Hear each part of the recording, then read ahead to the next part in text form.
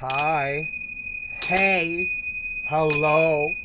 It's Skycatlive. What's up, guys? It's 11:23 in the morning on a Wednesday. It's 8:06:25. That's on August 6th, 2025. It's 72 degrees in my house. I've only got two windows open. As you can see, I'm going to drag the camera here. It's 11:23 p.m., 72 degrees, 8:06:25. It's Wednesday. Hello, guys. I love you. And I'm here to play some Eve and some FFXI and some Grand Theft Auto 5 and some Starfield and some 76 and all the other stuff. I had a good night. I slept. I am not walking today because it is raining rather badly today, but the sun may come out later, at which point I might take a break depending on if the sun comes out and the house gets hot, depending. I have queued up the videos and loaded the game. Starfield's loading. It's going to be a minute. I don't have much else to say. It's a lovely day. I hope you're having a good Wednesday. Good Wednesday. You guys have a good day. I'm going to get to it here. I'm going to drop it off the big face and get to it.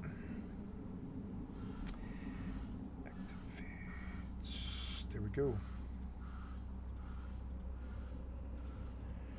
Oh, that's easier. Wow, that's easier to do. I didn't know. They made it easier. Okay, so, wow, software developers doing something right for once. Oh, I got 5 messages. They took my house, now I have to sleep. Bank stole my money today. Any tips on getting it? They took my house, now I have to sleep in the car. Bank stole my money today. Any tips on getting it back? Oh my god.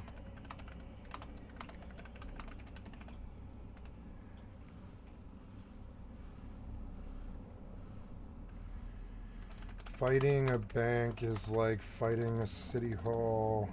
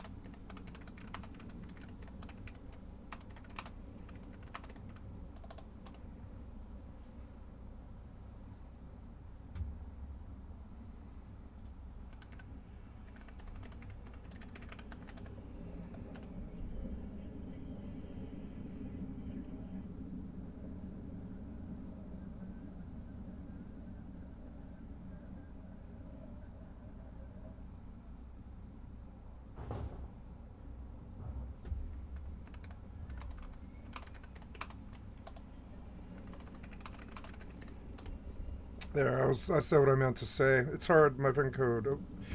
So also if you want to have any seconds here, wish list, give you some games. My friend code is, oh, okay. I'm sorry.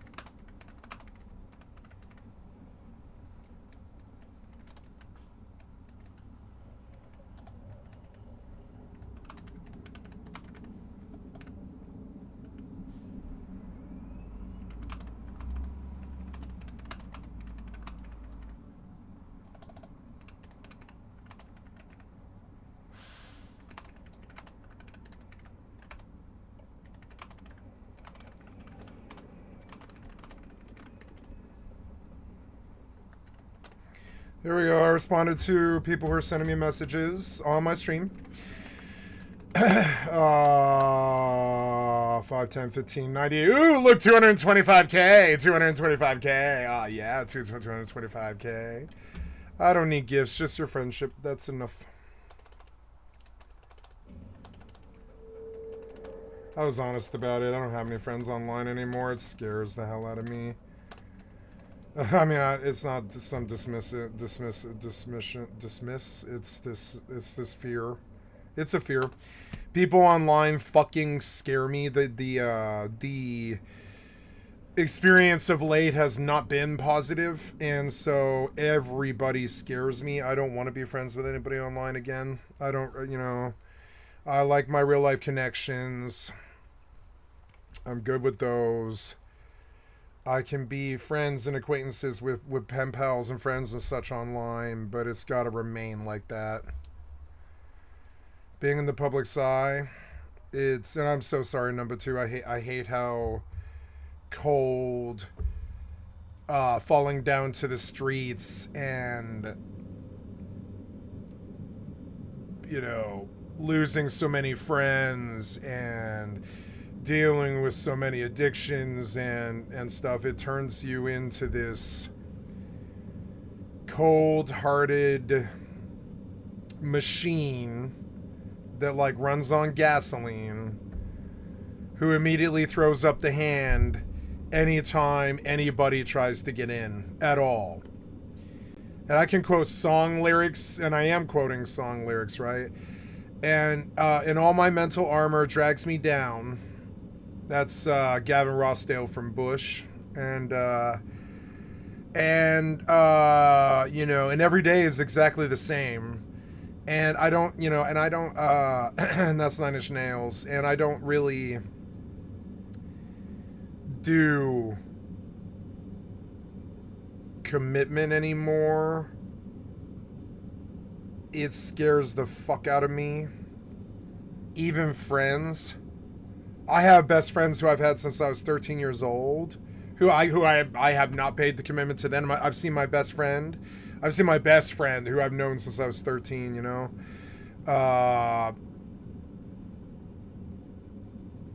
Once in the last, no, I believe it's been twice. Yeah, I believe it's been twice in the last 7 years. When I left town, I didn't tell him. I didn't tell him I was leaving town, because he had no clue what was going on at all. And you begin to get an idea of how fucked up it actually was, what the PTSD and the damage did to me, in the respect that if that's how I treat my best friend, acquaintanceships and friends and people that I know online, they're good people, and I like that they're in my life. But I can't offer them anything.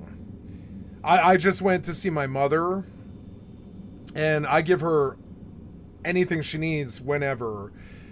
But I mean, I still don't really like spend much more time than a few minutes around her at any given time, because I'm not a good person to be around. I might be a good personality on the stream, and I might be entertaining, And I might be good at, running like a conversation like this, a solo soliloquy conversation or whatever. And I might be good at it, but it doesn't make it where I can, where I'm receptive. I'm not receptive to human beings anymore. Like, for instance, just this week, I told my mother, I'll be lucky if I ever touch another human being again.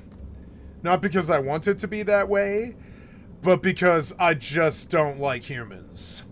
I don't want to be a part. I consider the acquaintanceships and friendships that I have right now essentially the groundwork foundation to remaining sane and feeling connected to the human race still enough where I'm not chased or ostracized by them or imprisoned by them or incarcerated or what do they call when you go to the mental asylum, committed by them or anything like this. I don't want to be committed by them, so I resist every friendship. I don't ask the person's name. I don't try to seek a deeper connection. I don't want to meet or be friends with anybody. I take their gifts because I have a family to support, but even that will end in the long run. You are seeing the desolation of a long life. It is the destruction, the crash, the burn, the loss of all of my commitments, all of my friendships, everything in my life. And I was blessed to keep the connections that I still have. Thank you for people like Number 2 and MJ Ripshots and stuff like this. Thank you to my best friends, Send Quick. Like I can call out their names and shit. Send Quick, Baron von Starside, Jed Gallagher. This one goes out to my friend Jan. He's dead. The inner circle, my friend D, he saved my life. He had me go to the mental health center of Denver and forced me to sign up, and he did save my life and all this. But even the guy who saved my life, I'll never see again. There's a story, for instance, of the crash and burn and the loss of everything in my life except for my safety, my stability, and my security. That was all taken care of for some reason. I don't really understand why. I didn't ever have that till I was 39 years old. But the day that I got social security and disability, and not social security, but I mean like social security as in like I didn't have to worry that I was going to starve or end up on the streets with a drug addiction again or burn or whatever, or whatever. And burn and crash, and I don't, and so the day that I got stability, I also lost all of my other commitments, and I don't have it for them. I don't have the throughput. I have compartmentalized my contact with everybody that I've ever known to a single day in the summer. And so I go back to my native land that they burned out and fucking stole, and the rent's too high, and they fucked us all to death like Donald Trump, and they burned us. The Republicans fucking burned Colorado to the goddamn ground pretty much and turned it into like a terrible place to live, and I left, I full-blown left. And I don't know if I can ever reconcile all that. If I do, it'll be a redemption story. I don't think I can, and I don't care about their money or their support. I don't need them to make me famous. I don't care if they watch me. I don't need relationships with them. I don't have relationships with them. If I talk to them, it's because they talk to me, and it would be rude not to respond. But that's an etiquette thing. I would never seek the conversations. I only answer because they write, not because I want to. And this is, and the same is true of my best friends. Like I've had a trio text message conversation left with the two people left in the world that I actually respect and wish to keep in my life, which is Jed Gallagher and Send Quick. And even them, I've spoken to I've got an open 3-way text message with my best friends who I've known since I was 13 years old, 14 years old, since high school, who I've taken charges for. We've dodged bullets together, ran from the police, together. I ran from the police with both of them several times. I watched them fend off bears and crazy animals and stuff. We've camped in the mountains and drank ourselves to death, done cocaine and speed and all types of crazy shit together, and it's just insane. And I love those boys. They're like my brothers and stuff, but I don't talk to them. If you get an idea, I don't talk to them. I've had maybe a couple of conversations in the last 7 years, and only two of those conversations were even the day that I go back to visit Denver once a day in the summer. And even then, I only see him for like lunch and like 3 hours or something like this, because I can't handle the commitment. I can't handle the fact that they love me. I can't handle the fact my friends don't like it. My ex doesn't like it. None of them like it. They can't handle that. I can't handle them. I don't have the throughput. I don't have the wherewithal. I don't have the bandwidth anymore. I can't handle them. I just look at them and I see loss and destruction that I caused. I can't handle them. And that's how I feel about my best friends. You begin to understand that the PTSD is absolute. It has wrecked me. And I have been in and out of therapy I was in therapy for 7 years. I saw a psychiatrist every fucking Wednesday for 7 years. And then I continue to do so with a PTSD therapist for another 2.5 years. And then I finally, when I felt good enough, like I conquered the anger, like I don't know, about 1.5 years ago, I just stopped doing anything to make myself unhappy, and I began to realize that one of the things that really made me unhappy is having commitments to people, letting them know how bad I've failed, letting them down as usual, keeping the fucking standards as fucking low as they could possibly be.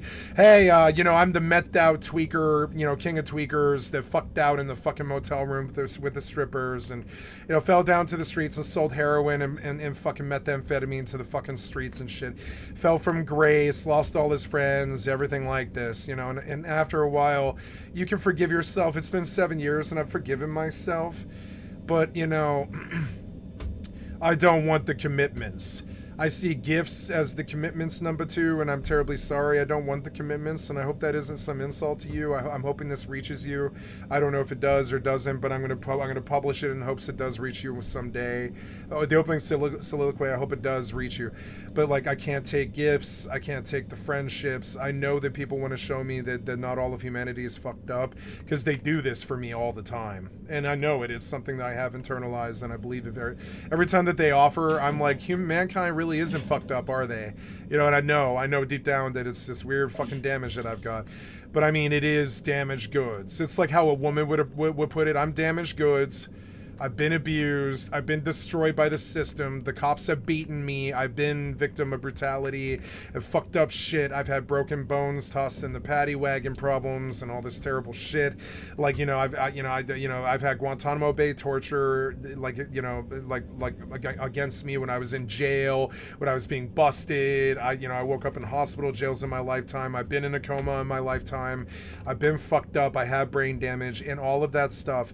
My personality might attract you to me in ways where you might want me to, you might want to give me gifts or be my friend or whatever. And I appreciate this. And I do love this. But do I want it? The answer is no. And I think the best way to deal with that is honesty. It's fucked up, but when your entire life is some kind of crazy diaper stain that's been pissed on and then dumped gasoline on and then burned to an ash crisp, and then now I have to eat the ash crisp. That's the metaphor I would use for how well I was treated by my country and my people. Is my life is a diaper stain that was, mashed up and burnt and pissed on, and now I'm forced to eat the ashes. And I don't want that damage for you, number 2. I don't want that damage for MJ Ripshots. I don't want that damage for anybody else in my fucking channel, or anybody else who's still a loyal watcher, like my friend Dave, or anybody the fuck else, right? I don't want that for anybody. I don't want that for Bagon. I resist Bagon all the time. Like he's always trying to invite me to go be with him in his personal life or whatever, not be around him in his personal life or whatever. And I'm like, no. First of all, I don't want to hang out with a right winger. I hate the fucking right wing way more than you hate the left. And B, 2 and B or whatever, I don't want to make the connection. I don't need it. I don't want it. I'm not lonely like you. I don't have those issues. I wasn't lonely my whole life. It was quite the opposite. It was like my room in my house was a playground for, I don't know, fucking 27 years.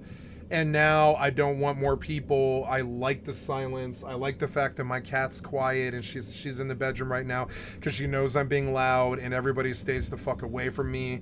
My mother knows it. My best friends know it. My ex-girlfriends know it. They know that it's not working. Cloud Candy knows it. She doesn't bother to keep the friendship going. She knows that I'm too damaged, you know, and etc. And so when you understand that the people that I've known for 7 to 10 years in my real life, people I've had sex with, the girls I've had sex with, people, you know, my best friends and stuff like this, you know, they all know that, like, you know, that I'm a lost cause in a lot of ways. I'm damaged goods. I can't totally be around anybody. I'm like Hunter. It will never end in suicide because I love my life. But my life is, remember, my life is eating the diaper ashes.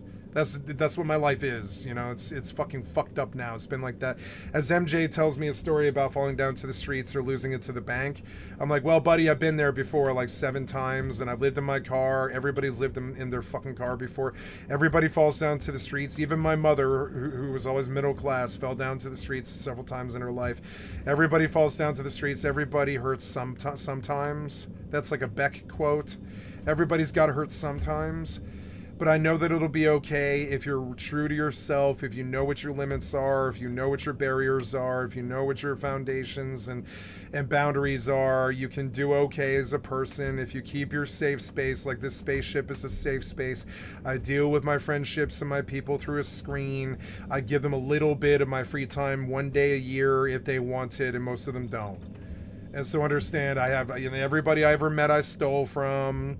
And everybody ever knew. I have some tearjerker story about, or something that I did, or some fuck up that occurred that I couldn't control, or I let them down, or they needed me and I wasn't there, or something like that. Everybody I know I have a story with about that.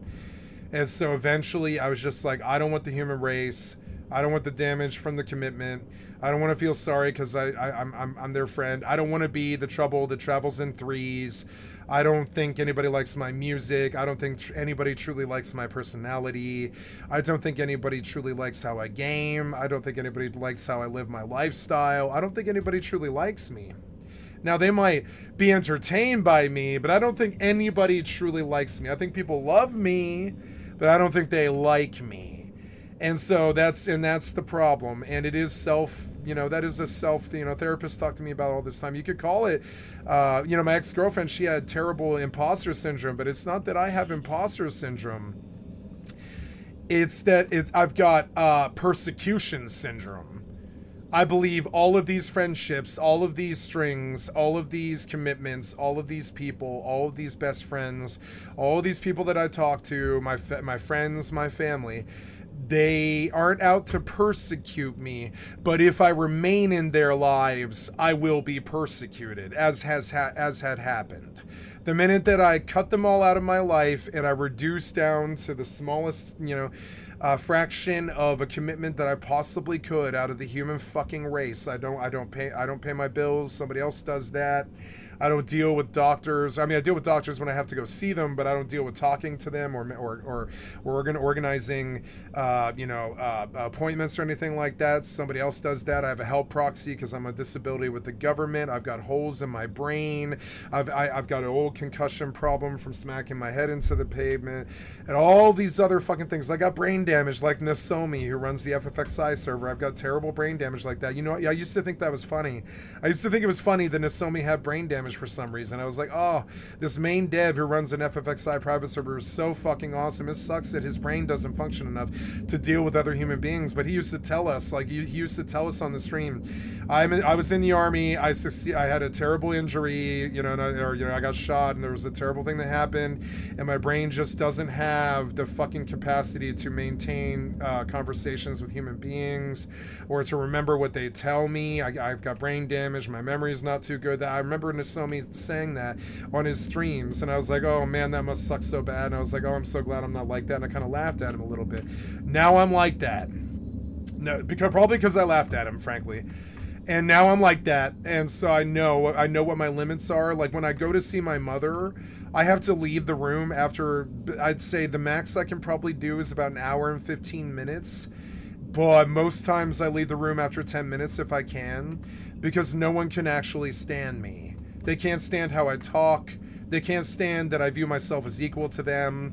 They can't stand that I will never, ever put them above or below me. This is a requirement with most human beings. There has to be some pecking order that if you're poor, you're beneath them, or if you're dumb, you're beneath them, or if you're more intelligent than them, you're above them, or if you don't subscribe to the same conformities, that you're above them, or something like this. And nope, I just don't subscribe to any of that. I just know that the situation is brain damage, and I look out the fucking window, and I coldly know I'm gonna do this by myself the rest of my fucking life.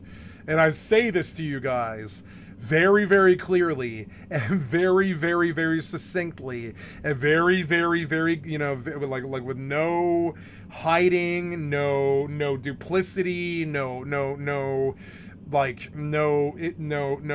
secrecy, no indiscretion, nothing at all. Just right to your face. I tell you, I just don't have the capacity to be a good friend. I don't have the capacity to be a good human being. I don't have the capacity to follow the laws. I don't have the capacity to respect anybody, so I don't want to. I don't have the capacity to like anybody, so I don't. It's fucked up. It's called PTSD. It's anger and rage and torture and PTSD from torture and all this shit. And yes, I did do a lot of therapy for it. Yes, I was in a 2-year inpatient mental health facility where they thought I was going to go crazy.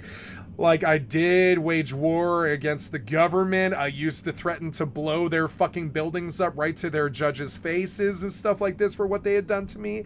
I've lectured and called judges pigs and Nazis to their fucking face. I've lied and got out of capital murder trial juries and stuff before to get to stay away from the system and not be included or whatever. I don't, you know, I've gone to jail like 35 times, but never prison, you know, always city jail or whatever. I've been to city jail like 35 times. Like, I am a bandit pretty much. I'm not anymore, but I was for a long time till I was 39 years old, or I was like 30, yeah, about 36 years old, something like that. I was a bandit. And then after that, I was a drug dealer. And after that, I was just like in recovery for 7 years and shit. And I'm at this place now where it's like, yeah, I see you guys reaching out to me. I see you wanting to help me, or, you know, I'll take your donations, and they go to the donations go to lighten the load on the government's disability that they give me, and my family, and the help that my family gives me, and the rent that I pay to live on this land, and all this other stuff. And so the money that you guys have given me, and I've received about $3,300 or $3,800. I'm not really sure what the amount's at now. It's like $4,200 or something like that. But I made something like $4,200, or no, after the last check, I think it was $4,500. I think now, I don't really count, but it's all in the PayPal records and stuff, right? And so I believe it's been like $4,500 or something like that. And I want to say thank you. Not PayPal, but Streamlabs. Streamlabs tracks all of it. It's synced to my my website, as well as all of my Twitch stuff and my YouTube and stuff. And so Streamlabs tells me what I make, and it is like 40, I think I have like 44.60 or something like that. And that money, I want to say thank you. That's over 4 years. I made about $1,000 a year. Most people make like $1,000 a week, but I make $1,000 a year, and I want to say thank you so much for that. And it doesn't bump me in the tax bracket. It doesn't violate the law, and it has to remain like that for the rest of my life. So if you guys want to buy me gifts, you don't need my Steam ID. Like, you can just donate money, and I will buy Borderlands 4s is what I'm buying with the last check that I got from Twitch. I'm gonna buy Borderlands 4. You're gonna see it. And then the I'm not gonna buy pre-order. I'm gonna buy the day it releases, but I need to play it first before I buy it, probably on Xbox Games Pass. But I am gonna buy Borderlands 4 because I've always bought Borderlands, even Tiny Tina. And I might wait though, but yeah, I am gonna buy Borderlands. The money's just sitting there. Thank you for that. And that's good enough. You guys, I tell number 2 all the time, your viewership and your love and your support is all I need from you. Thank you so much for the offer of gifts. Thank you so much for the offer of gifts. I'm going to finish it up with something a little bit more kind.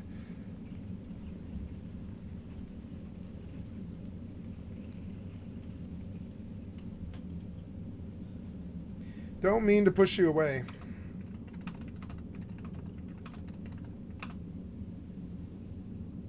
It's PTSD. In therapy for it. Working on it. I'm sorry. Humans didn't treat me so good.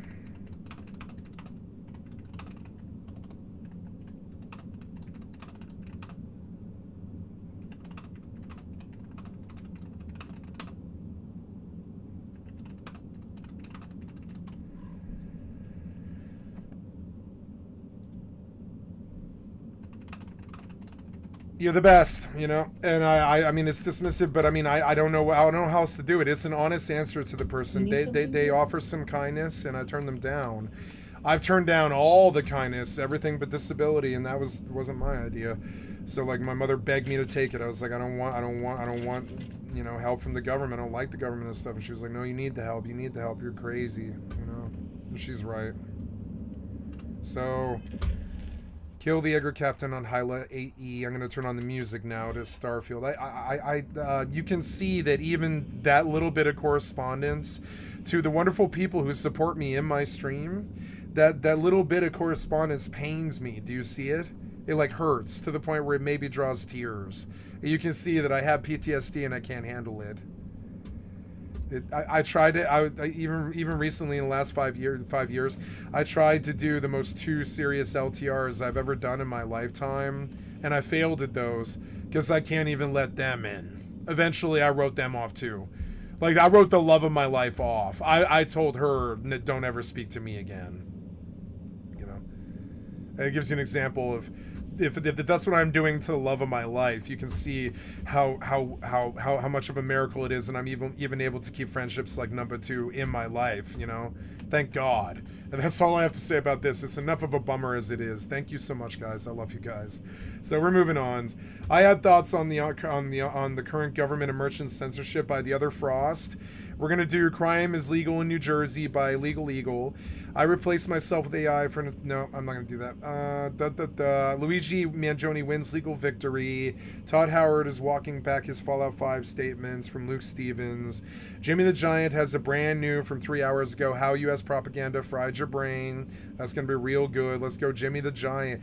The Elder Scrolls Online is that we're playing from 3 days ago by Waydot. Let's see what Waydot thinks of ESO in 25. Remaking the Middle East, Israel versus Iran from 7 days ago with Frontline, and that's probably enough for the fucking day. Let's see if we can get through this. I never do.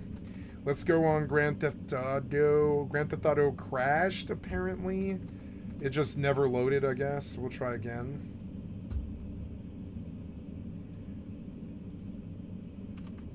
So, Abandoned Research Tower. Is this what we're doing?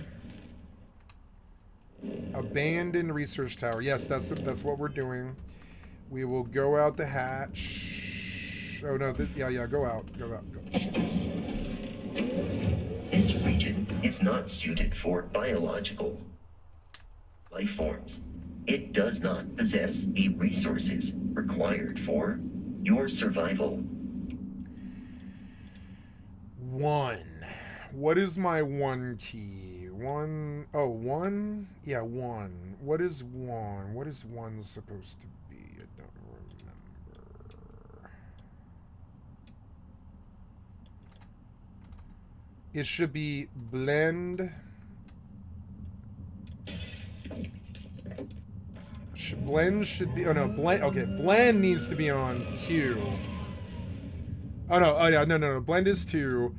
1 should be probably like should be, oh, I don't know. I guess I kind of want to move my sniper rifle to 1. Yeah, because I usually keep my sniper rifle on 1. That hard target ended up being the highest value thing I got, and I bought it from a fucking vendor. It's a white. Yeah, I need to be able to pull like a scope to be able to see what's going on far away, like way easier. And I want it on my 1 key. It's like, to me, my 1 key is like my binoculars, but hey, it's got a nice gun attached, you know, and I can kill something with it. I guess I need to spend a point in snipers or scanning or something. I don't know.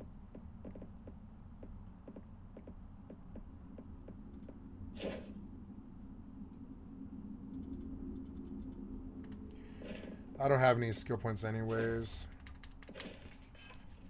Itchy. Here's the other Frost. On two different fronts. Thank you for the extra cuts from my stream. I've liked sub to your channel. Went into full effect this year, and MasterCard and Visa are under fire for pressuring Steam and itch.io to delist games from their store pages.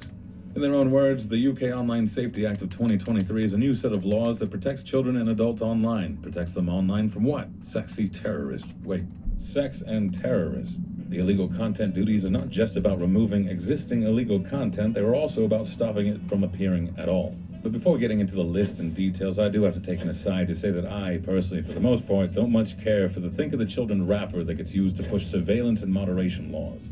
Because that's what this is. To moderate something, you have to be able to monitor it. And then we get into the weeds with the right to privacy, censorship, what is art, what is commerce. But it's much easier to just skip all that dialogue by saying it's for the children or to protect from terrorism. If we want to talk about those things, let's talk about those things. Many things can be true at the same time. I think the UK and the US don't do a good job in balancing for privacy, moderation, expression, and commerce. I think we should think of the children, or for the children, until they're no longer children at least. I also think using children as an excuse is a forced play. It's rash, obtuse, and will have many knock-on effects like killing smaller businesses, stunting artistic expression, and giving the government too much control they probably shouldn't have it. But maybe those are intended effects. By saying this is for the children, you are reframing the entire discussion and pushing away criticism. I am rubber, you are glue. Anything you say against me bounces off of me and implies that you are a sexual predator. I'm being silly but serious. As Technology Secretary Peter Kyle has already done this, he's accused critics of the act as essentially siding with Jimmy Savile. Jess Phillips, the Home Office Minister for Safeguarding and Violence Against Women and Girls, also labeled critics as empowering modern-day Jimmy Saviles. Americans who don't know, that is bad. I don't think there's an American equivalent I could compare him to. He was a big-time DJ from the 60s to the 80s, then did a big-time children's TV show that was kind of like Make-A-Wish from the 70s to the 90s, did a lot of charity work, got a knighthood, and used all that as a cover for the things he was doing behind the scenes to hundreds of children, elderly, and dead bodies. If you want to learn more, I can recommend the Netflix documentary Jimmy Savile, A British Horror Story. Yeah, it was good. It's harrowing stuff, and not the kind of man you'd want someone not what saying he did, but think of the children know, as an effective the documentary. strong man. I will go hard drive for hard drive. The only criminal thing you'll find on mine is how often I end up with folders with the same name or folders I accidentally dragged into other folders. Now to the actual list itself. Here's the stuff that you're supposed to keep away from the wandering eyes of children. I'm not disagreeing, I just have problems with the phrasing, like the word encourages. What is a depiction? What is an encouragement? Content which depicts or encourages serious violence or injury. Mario Kart 8 was rated E for everyone and warns of comic mischief. Mario Kart World is rated E for everyone and warns of mild fantasy violence. The general list for all audiences is even more expansive and somehow less specific. What the hell does relating to mean? There's a fine line between a snuff film and the Passion of the Christ, but it never includes the Bible, does it? And not to be too graphic, but what is extreme pornography? And what to do a wheelie with a willy out? Be less facetious and more specific, because so many experiences come down to interpretation. Who is to say what is and is not encouragement or pornographic? If you see a pineapple, do you immediately assume it's sexual? The correct answer is only if it's upside down. How about drag? How about gay people? How about attractive people? How about attractive people in revealing clothing? Anecdotally, I find prudes have dirty minds on par with gooners. Porn is in the eye of the member holder. This is a roundabout, pedantic rambling, Frost, and kind of gross. Welcome to the humanities, babe. But yes, let's talk about the actual implementation of the moderation. Who gets to blow the whistle and be the referee of the internet? According to this act, it's the Office of Communications, referred to as Ofcom, a government-approved regulatory and competition authority. I'm not really sure how they run their setup, but I hope it's not like how we run some of the setups in America that have to fill out a quota to justify their existence, essentially incentivizing them to find problems where there aren't any for funding. A quick example is how we had a problem with police officers having to fill out ticket quotas, which make them more trigger-happy with citations at the end of every month. Of course, I'm concerned when it comes to lobbying, as Ofcom was called out in 2017 for its own anti-competitive practices. One should always take bias into consideration. In February of 2025, Ofcom was found to be insufficiently impartial in its treatment of GB News. Being accused of lacking a backbone and having too many conflicts of interest aren't traits you want in a regulation agency. You'd want them to be more like the Untouchables without the racism and talents. And how is this act shaping up currently? In the UK, various services and platforms are now restricted until you verify you are of age through a photo check, ID check, credit check. Did he drop the grenade? I think he did. Uploading this information does expose people to more privacy and security risks. You are vulnerable if the sites get hacked. However, people are already finding their way around these checks through the use of a VPN. Proton remarked that after the Online Safety Act went into effect, their VPN signups surged by more than 1,400%. In related news, some Brits found that you can get around Discord's age verification thanks to Death Stranding's photo mode. The children and the terrorists have won by using a fictionalized depiction of Norman Reedus. What does Kojima have to say for himself? As the battle for online safety continues, will the next step be to ban VPNs or to walk the act back and reconsider its letter and execution? On the MasterCard and Visa side of things, hundreds of games with mature content were taken down from Steam and itch.io after the group of prudes at Collective Shout sent an open letter to payment processors asking them to cease processing payments on the 2 video game storefronts for hosting games that depict, quote, rape, incest, and child sexual abuse themed games, unquote. The conversation around this one has been difficult to have once again because of the think of the children straw man. One game specifically, No Mercy, is especially heinous in its gleeful depiction of sexual violence, so it's really easy to conflate criticism of censorship with standing up for No Mercy itself. What is a slippery slope? And what is a wet spot that needs a caution sign? I personally am not the guy making the argument for No Mercy's existence. I will be the guy asking where the line is being drawn. Point blank, bitch, you got laid out. Collective Shout have already gone after Grand Theft Auto 5 in 2014 and Detroit Become Human in 2018. How long before it gets to, say, Counter-Strike because it depicts terrorists? Aphrodite in Hades 2. What Remains of Edith Finch? Baldur's Gate 3. Personally, I'm a case-by-case kind of guy, but that kind of self-moderation is generally seen as wasteful. itch.io, I understand having more problems with it, but I am wagging my finger at Valve just a little. Of anyone, they should have the money for better filtering. That's the real story here, Valve's laissez-faire attitude backfiring on them once more. The government will always get into your business one way or another, so you have 2 choices. Moderate yourself, or wait for the government to moderate it for you. And you don't want the government to moderate for you because they know little and use big hammers. Plot twist, this wasn't a case of government overstep, this was payment processors. On August 1st, MasterCard asserted that their standards are based on the rule of law. They allow all lawful purchases on their network. Valve countered this, saying that payment processors pointed to MasterCard's Rule 5.12.7, which prohibits illegal transactions and anything that may damage the goodwill of the corporation or reflect negatively on the marks. Basically, if they deem content as a brand risk, then they can deny the sale. And if it is sold, then they may pull away payment processing from the entire storefront. There are many ways to censor a cat, but frequently it comes from the government merchant side, and this guy is caring for the children. This is nothing new. Even this type of video, in a sense, is tricky to put out on YouTube because it covers what advertisers deem to be sensitive material or content that isn't suitable for children, even after I've already marked it as not suitable for children. However, I don't expect all these services and storefronts to take this to the face. Right now, most are... I love the combat in this game. To keep their businesses open, but as time goes on, I expect to see more court cases like the one Wikipedia's pursuing. More petitions. I anticipate better moderation, or at least better sorting, because let's be honest, lad, some of these storefronts are so terrible they should be dropped. And I imagine someone, maybe Valve, will be developing a workaround these pesky payment processors so they're not caught with their pants down again and again. Or maybe more payment processors get into the space now that there's a demand for more competition from a brand that's not as timid with its public image. And before we go, because I'm in the habit of sharing things I enjoy, today's recommendation is the Dresden Files series, or at the very least the first 2 books. Stormfront and Full Moon by Jim Butcher. Fantasy meets noir detective. You can imagine why that got my attention. Fair warning, it is a bit graphic at times. For those of you who are more academically inclined, I'm currently going through Outliers by Malcolm Gladwell. I'd call it a statistical analysis of the factors that lead to success that we normally don't consider, such as what month you were born in. I'm not sponsored by any of these, I'm just showing off that I recently learned how to read.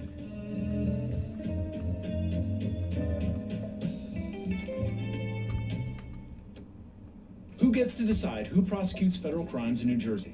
The courts or the president? Or the mob? That's the central question in a high-stakes legal battle over Alina Habba, Donald Trump's former personal lawyer turned acting U.S. attorney. After a federal judge panel rejected her reappointment and appointed a career prosecutor in her place, the Trump administration quickly fired the court's pick and reinstated Habba to a different legal means. This procedural shell game now threatens to derail key criminal prosecutions and challenge boundaries of executive power. So, you know, just another day in Trump's second term. This dispute involves major questions, like a federal court's authority to appoint a U.S. attorney, whether the attorney general is permitted to fire a court-appointed U.S. attorney, and of course, whether Habba still has her job. So today, I'll dive into the murky legal waters presented by the Habba mess. Okay, let's set the scene for this unusual legal dispute. On March 24th, 2025, President Trump posted on Truth Social that he was appointing Alina Habba as interim U.S. Attorney for the District of New Jersey. Her 120-day tenure was set to expire in late July unless she was confirmed by the Senate. The Habba pick was controversial, in part because Habba has no prosecutorial experience, and in part because her work as a member of Trump's civil defense team was, shall we say, just a bit outside the norm. Vaughn into the windup in his first offering. Just a bit outside. Just a bit outside. She was in the minor leagues, leading a small firm in suburban New Jersey. She previously served as general counsel to a parking garage company that was owned by her husband. Habba proved herself to Trump by inserting herself into the sexual harassment case of 20-year-old server Alice Bianco, who worked at Trump's Bedminster Golf Club. Bianco alleged that her manager sexually harassed her and that after she rebuffed his advances, he retaliated against her. When other employees described this toxic workplace to HR, Habba entered the picture, communicating directly with Bianco despite knowing she had legal counsel. That's a big no-no. Habba pressured Bianco to fire her lawyer, sent texts undermining his credibility, and ultimately advised her to ignore him altogether. I love this Soon game. after, Bianco signed a non-disclosure agreement prepared by her, which contained illegal confidentiality clauses and harsh financial penalties for speaking out, despite New Jersey law making such provisions unenforceable in harassment cases. This conduct arguably violated many ethical rules, like communicating with a person she knew was represented by counsel while actually representing the interests of an adverse party. It's also pretty bad to draft an NDA that's illegal under New Jersey law. But as we all know too well, what sounds bad to legal ethics committees is music to Donald Trump's ears. And so Habba entered the big leagues as a fixture of his civil defense team. As Liz Dye explained, Habba's major accomplishments for Team Trump consisted in getting fined nearly $1 million for filing a frivolous lawsuit against Hillary Clinton and getting reprimanded at least 14 times in a single day during the E. Jean Carroll defamation trial. While all that may not look good on a conventional resume, Trump values loyalty and, ethical flexibility above all else. After Trump's election, Habba served as counselor to the president. On March 24th, 2025, Trump announced that he was appointing Habba to be the interim U.S. Attorney for New Jersey, effective immediately. New Jersey's 2 Democratic senators were not pleased. On July 1st, Trump formally nominated Habba to serve as U.S. Attorney for New Jersey, but the Senate never considered her nomination. Meanwhile, Habba's 120-day interim term was set to expire on July 22nd. On July 22nd, a panel of U.S. District Court judges invoked their power under federal law and declined to extend Habba's interim term. They voted to replace Habba with Desiree Grace, a longtime federal prosecutor whom Habba chose to be her first assistant. 2 days later, on July 24th, President Trump withdrew Habba's nomination from the Senate. This was a strategic move that allowed Attorney General Pam Bondi to fire Grace and reappoint Habba as the first assistant, which, like a legal Pez dispenser, automatically caused Habba to move up to be the acting, not interim, acting U.S. Attorney for up to another 210 days, despite lacking Senate confirmation. So was any of this legal? To find out, we need to look at 3 sources of law: the Appointments Clause of the U.S. Constitution, the Federal Vacancies Reform Act of 1998, which we're going to call the Vacancies Act, and 28 U.S.C. Section 546, which we're just going to call Section 546. Let's start with the constitutional text, since it sets the stage for everything. One key legal question is whether a U.S. attorney is considered a principal officer or an inferior officer. And why does that matter? Because under the Constitution, principal officers like cabinet secretaries must be nominated by the president and confirmed by the Senate. 7.7. Inferior officers, who are lower ranking, can often be appointed by courts or department heads without Senate confirmation. If a U.S. attorney is a principal officer, then only the president can appoint or remove them. But if they're an inferior officer, courts may have the authority to appoint someone temporarily, which is what happened in this case. So the distinction shapes really who has the power to decide who prosecutes federal crimes. I know we're all hoping that the question has an easy answer, but then we wouldn't have a channel. Then we wouldn't have a channel. The Appointments Clause. Article 2, Section 2, Clause 2 includes the following. He, meaning the president, shall nominate and by and with the advice and consent of the Senate, shall appoint ambassadors, other public ministers and consuls, judges of the Supreme Court, and all other officers of the United States, whose appointments are not herein otherwise provided for, and which shall be established by law. But the Congress may by law vest the appointment of such inferior officers, as they think proper, in the president alone, in the courts of law, or in the heads of departments. So, who are officers? Well, notice the text specifies 2 different types, officers and inferior officers. The first type, usually called principal officers to avoid confusion, has referred to high-level executive officials like cabinet secretaries, the Secretary of State and the Secretary of Treasury, or heads of independent agencies like the Federal Election Commission or chairs of the Security and Exchange Commission. Basically, people exercising significant authority pursuant to the laws of the United States, as the Supreme Court said in Buckley v. Vallejo in 1973. Importantly, as the clause says, while the president always has to be the one to appoint principal officers, if Congress chooses to do so, they can vest the power of appointing inferior officers in lower-level officials.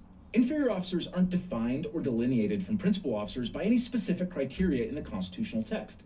As the Supreme Court said in Morrison v. Olson in 1988, the line between inferior and principal officers is one that is far from clear, and the framers provided little guidance into where it should be drawn. The Morrison Court helpfully provided some clues of inferior status. The officer can be removed without cause by a higher-level executive official, can only perform certain limited duties, or has a limited or time-bound tenure. In Edmund v. United States in 1997, the Supreme Court said that, generally speaking, inferior officers are officers whose work is directed and supervised at some level by others who were appointed by presidential nomination with the Senate's advice and consent. Unhelpfully, whether U.S. attorneys are principal or inferior officers is not 100% clear. On the one hand, they're nominated by the president and appointed subject to Senate confirmation and possess significant independent discretionary authority. On the other hand, they're subject to oversight by the Attorney General, and their authority is geographically constrained to their district. So the prevailing view is that they're probably inferior officers. I'll probably but switch it's a now. slightly open question. So let's look at our cast of characters so far. Donald Trump is the President of the United States. Again.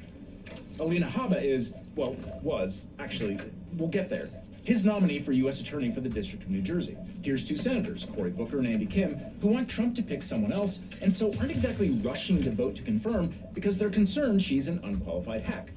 My words.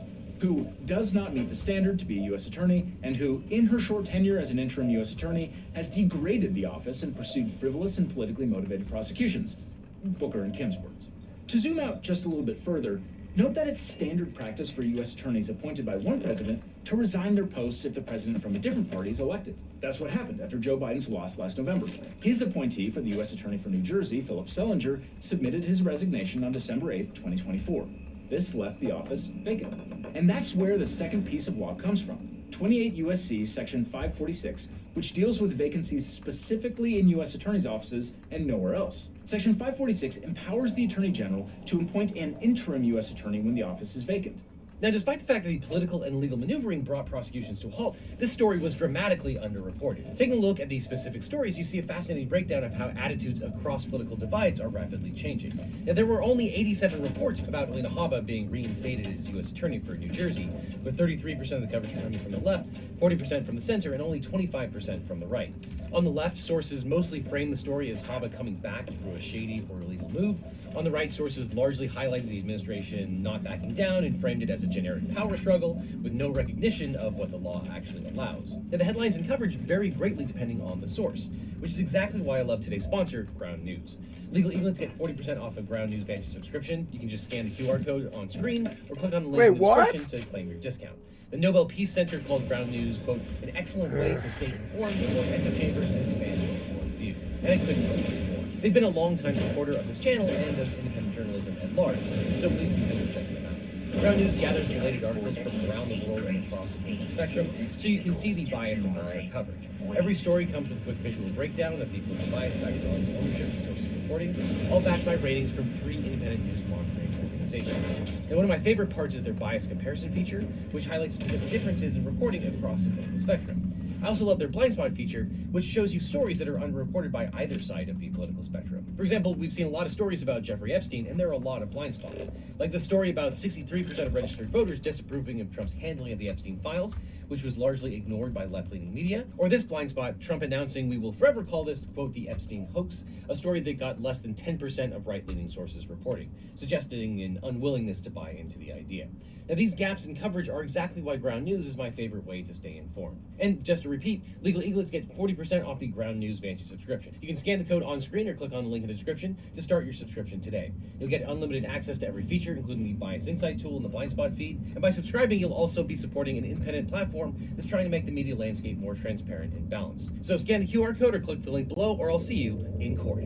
The Attorney General is not allowed to appoint a person who was previously nominated to that office but rejected by the Senate. An interim U.S. Attorney can only serve for 120 days or until the Senate confirms a nominee, whichever is earlier. Most importantly, if the 120-day clock expires, the district court for such district may appoint a U.S. attorney to serve until the vacancy is filled. Section 546 adds 2 more characters to our cast, the Attorney General and the district court. Here's Pam Bondi, Trump's Attorney General, definitely a principal officer who's confirmed by the Senate. And here are the judges for the United States District Court for the District of New Jersey. Not really. I couldn't find a picture of all 17 of them together. Congress specified in Section 546 that it's okay for someone Wait, other there's than the president to more? appoint an interim How U.S. is there attorney, more? which means, at the very least, that interim U.S. attorneys are definitely inferior officers, and also that they can be removed at will by the president. Trump publicly announced Haba's appointment on Truth Social on March 24th. It is with great pleasure that I am announcing Alina Haba, Esquire, who is currently serving as counselor to the president and has represented me for a long time, will be our interim U.S. attorney for the District of New Jersey, her home state, effective immediately. Trump announced it before Bondi, which raises questions about which date starts the 120-day legal clock.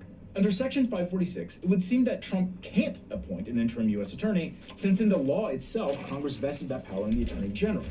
Normally, we might say that, functionally, this doesn't really matter. Hypothetically, Bondi could have just said, yeah, Trump announced on the 24th and said it was effective immediately, but it was my call to do it. Haba was my choice. But we're dealing with a ticking clock here, remember, 120 days. And it turns out that whether it was effective immediately after Trump's announcement on the 24th or the day after Bondi's appointment on the 27th is pretty significant. If Haba's interim appointment was actually effective immediately like Trump said, then this appointment should have expired on July 22nd.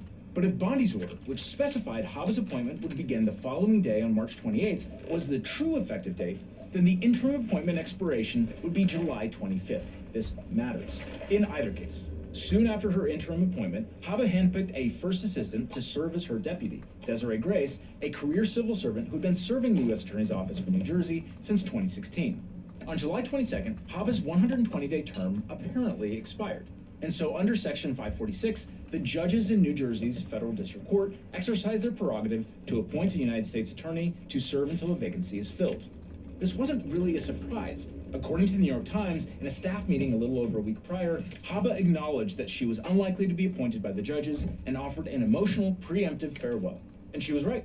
In an order signed by Chief Judge Renee Bum, the court declined to extend her interim appointment and instead appointed First Assistant Grace, effective July 22nd, 2025, or upon the expiration of 120 days after appointment by the Attorney General, whichever is later. Then all hell broke loose. Later that day, Deputy Attorney General Todd Blanche tweeted, "The district judges in New Jersey just proved this was never about the law. It was about politics. They forced out President Trump's pick and installed her deputy, colluding with New Jersey senators along the way. It won't work. Pursuant to the president's authority, we have removed that deputy, effective immediately. This backroom vote will not override the authority of the chief executive." Bondi also chimed in. "This Department of Justice does not tolerate rogue judges, especially when they threaten the president's core Article 2 powers. But that's wrong for at least 2 reasons. First, the New Jersey District Court judges didn't go rogue. Section 546 clearly and specifically allows for district court appointments when an interim U.S. attorney's 120-day term expires. That provision exists for a reason. It's meant to pressure the executive to nominate someone and get them confirmed. If the president fails to do that in time, control temporarily shifts to the judiciary. Second, even if Grace was removed as first assistant, the court could still appoint her since she's qualified and the law allows the court to appoint anyone. If Bondi was attempting to remove Grace as interim appointee by herself, she can't. She has no authority to do that. Generally, the power to remove follows the power to appoint, and Bondi didn't have the appointment power, which was used to appoint Grace. In a new court filing, the Trump administration refuses to concede that Grace's appointment was ever valid, so the closest thing to a firing is 2 government officials notifying Grace on July 26th that Trump would remove her if somehow her appointment were effective. In addition, many such appointments have been made over the years. A similar situation came up in 2020, when the Trump administration forced out Jeffrey Berman, a court-appointed U.S. attorney in New York. The removal was legally murky, and Berman initially resisted, but he ultimately stepped down after Barr claimed the president had authorized it. That case wasn't litigated, but it's now being used as precedent to argue that Trump can remove Grace as well, which would allow Haba to resume the job under the Vacancies Act. That's a plausible reading of executive power, one echoed in Office of Legal Counsel opinions. A 1979 OLC memo indicates the president probably would have the power to remove Grace, despite the district court's appointment, if he wanted to, but Bondi would not be able to on her own. But Berman's removal was never tested in court. Okay, I regret to inform you that things are about to get even more complicated. So, the Trump administration's story is that Grace was fired as first assistant on July 22nd and that Haba's 120-day term was set to expire on July 25th. That on July 24th, Haba sent a letter informing Bondi that she was resigning her position as interim U.S. attorney effective at 5:00 p.m. today, and that later that same day, Bondi issued an order appointing Haba as a special attorney to the U.S. Attorney General and designating her as first assistant to the District of New Jersey, the same position that Grace had been serving in days earlier. As first assistant U.S. attorney, this order says Ms. Haba will have the authority to serve as acting United States attorney upon a vacancy in that office subject to the conditions and time limitations of the Federal Vacancies and Reform Act of 1998. This is our third and final piece of law, the Vacancies Act, starting at 5 U.S.C. Section 3345, which concerns acting officers. The Vacancies Act is much broader than Section 546. Section 546 is specific to U.S. attorneys' offices, but the Vacancies Act covers the entire government, including U.S. attorneys' offices. As a practical matter, an acting officer under the Vacancies Act has the same authority as an interim appointee under Section 546, but is subject to different time limitations, 210 days instead of 120. One other difference. While Section 546 empowers the Attorney General, and sometimes the court, to appoint an interim U.S. attorney at any given time, Section 3345 of the Vacancies Act automatically makes the first assistant the acting U.S. attorney as soon as there is a vacancy. Because, of course, someone has to be in charge at every moment. There can't be a gap in authority. This explains the elaborate song and dance of firing Grace, having Haba resign from interim status, rehiring Haba as special attorney, and then instantly promoting her to first assistant. Under the Vacancies Act, the first assistant automatically assumes acting status when there's a vacancy. Recall that the district court's order appointing Grace under Section 546 made the appointment effective July 22nd or 120 days after appointment, whichever is later. The administration's theory then is this. Bondi's order naming Haba the interim appointee on March 27th was the real one, meaning the 120-day mark wasn't until July 25th. By finishing the whole song and dance before the end of the day on July 24th, they beat the district court to the punch by a few hours. That's their story, and they're sticking to it. But the Vacancies Act has more. A person is barred from serving as an acting officer when two conditions are met. First, if in the year preceding the vacancy, the person either did not serve as first assistant or served as first assistant for less than 90 days. Second, if the president submits a nomination of such person to the Senate for appointment to such office. Well, wait a second. We know that Haba had been nominated to the Senate on July 1st, and the vacancy occurred when the Biden-appointed U.S. Attorney Philip Selinger resigned. Since Haba hadn't served as first assistant prior to the vacancy occurring, that subsection seems to disqualify Haba right there, if Trump hadn't also withdrawn her nomination pending Senate confirmation on the same day. But a spokesman for the Justice Department said Thursday that the White House had withdrawn her nomination, allowing her to serve as acting U.S. attorney. It seems like the administration has given up trying to have Haba be the real deal nominee at this point, and instead is going to see how long they can just keep her around as a temporary time-limited official. But there's another wrinkle. It's arguable that under the Vacancies Act, if the president nominates someone for a role once, that person becomes forever ineligible to serve in that role in an acting capacity. The Vacancies Act makes someone ineligible to serve in an acting capacity if the person submits a nomination of such person to the Senate and the other condition applies. And Trump did exactly that on July 1st. The law does not say anything about withdrawal of nomination, just submitting it. Defense lawyers in New Jersey are using that exact argument, saying Haba is barred from acting as U.S. Attorney for New Jersey, period. The leadership limbo is having tangible consequences for New Jersey's federal court docket. You see, Section 3348 of the Vacancies Act voids all actions taken by improperly serving acting officials. Every charging instrument in every criminal case is signed under her purported authority. If her appointment is found to be a Vacancies Act violation, all of those charging instruments go poof. All of the trials, guilty pleas, motions, responses shall have no force or effect. Already, a triple homicide trial and dozens of other cases have been delayed, with defense attorneys estimated that more than 1,500 active federal cases could ultimately be affected. The Justice Department insists that Hobbs' appointment is lawful, and that even if overturned later, prosecutions conducted under her tenure remain valid under the de facto officer doctrine. Many documents issued by her office now include a so-called de facto officer disclaimer, just in case Hobbs' appointment is later deemed invalid. Which, no. The de facto officer doctrine is a common law doctrine that allows courts to validate the past actions of an improperly serving official. Common law courts have applied this doctrine for nearly 6 centuries. Think of it like this. You have someone who has been serving in an office, getting a lot of work done, everyone thinks they belong there and is relying on their actions, and blam, some legal technicality says they were never properly appointed. The de facto officer doctrine is a common sense solution born out of a desire and need to protect the interests of the public and ensure the stability of government functions over time. There's no definitive test for application of the de facto officer doctrine. It's a common law doctrine responsive to equities. But at its most fundamental, the de facto officer doctrine will only validate the past actions of an improperly serving official who was widely believed to be properly serving and doing so in good faith. Once it's known that an officer is improperly serving, or once questions are widely raised about the propriety of that officer's appointment, the de facto officer doctrine is no longer available. And I think we're there. I mean, we made this video. New York defense attorneys are sharpening their knives and filing their motions. As the New York Times reports, U.S. District Judge Starfield Wiki Samco.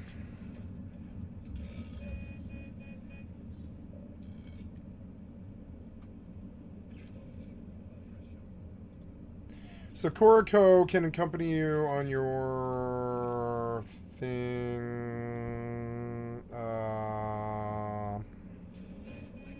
Koriko is the daughter of Samco and Lillian Hart. She and her father both joined Constellation in 2327. Characteristics. Koriko can accompany you on your starship, and is described by her father to have taken advanced astrophysics modules.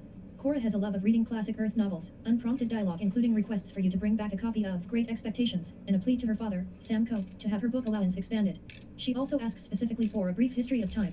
An associated piece of dialogue allows the player to give Cora credits, to her excitement, though there is currently no known effect this has on gameplay or the player's relationship with Samco. Biography. Section needed. This section is needed but has not been written yet. You can help Starfield Wiki by writing it.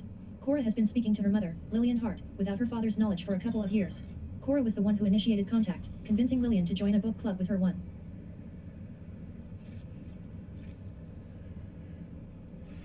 Starfield. Does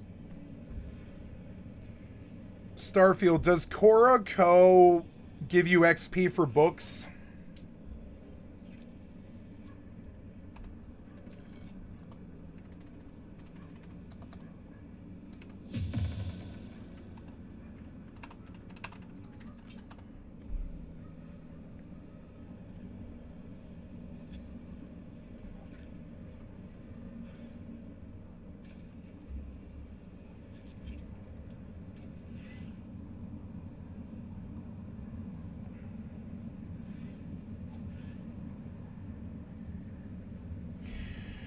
You can give Cora books, which is actually really cool. I want her on my ship then, so we'll go arrange that.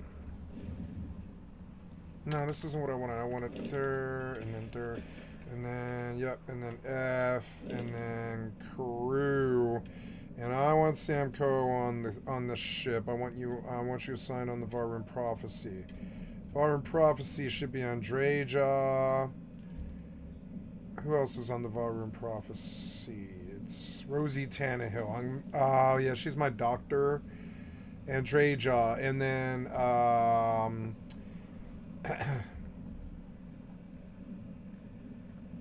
we could unassign Vasco. No, that's a good enough. That's a good enough thing. I guess until I buy that mod, Rosie Tannehill isn't really needed. So I want to unassign her. And we'll assign Samco to the Varun Prophecy. Yeah, but you...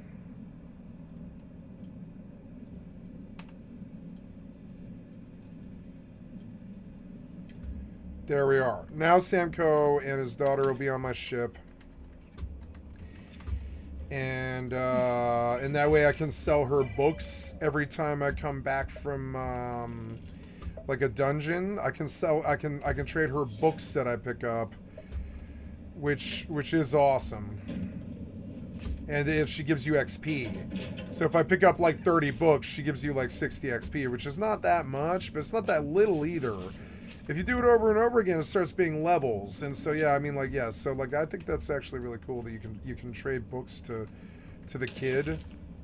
She's like an avid book fanatic, so I can just keep giving her books.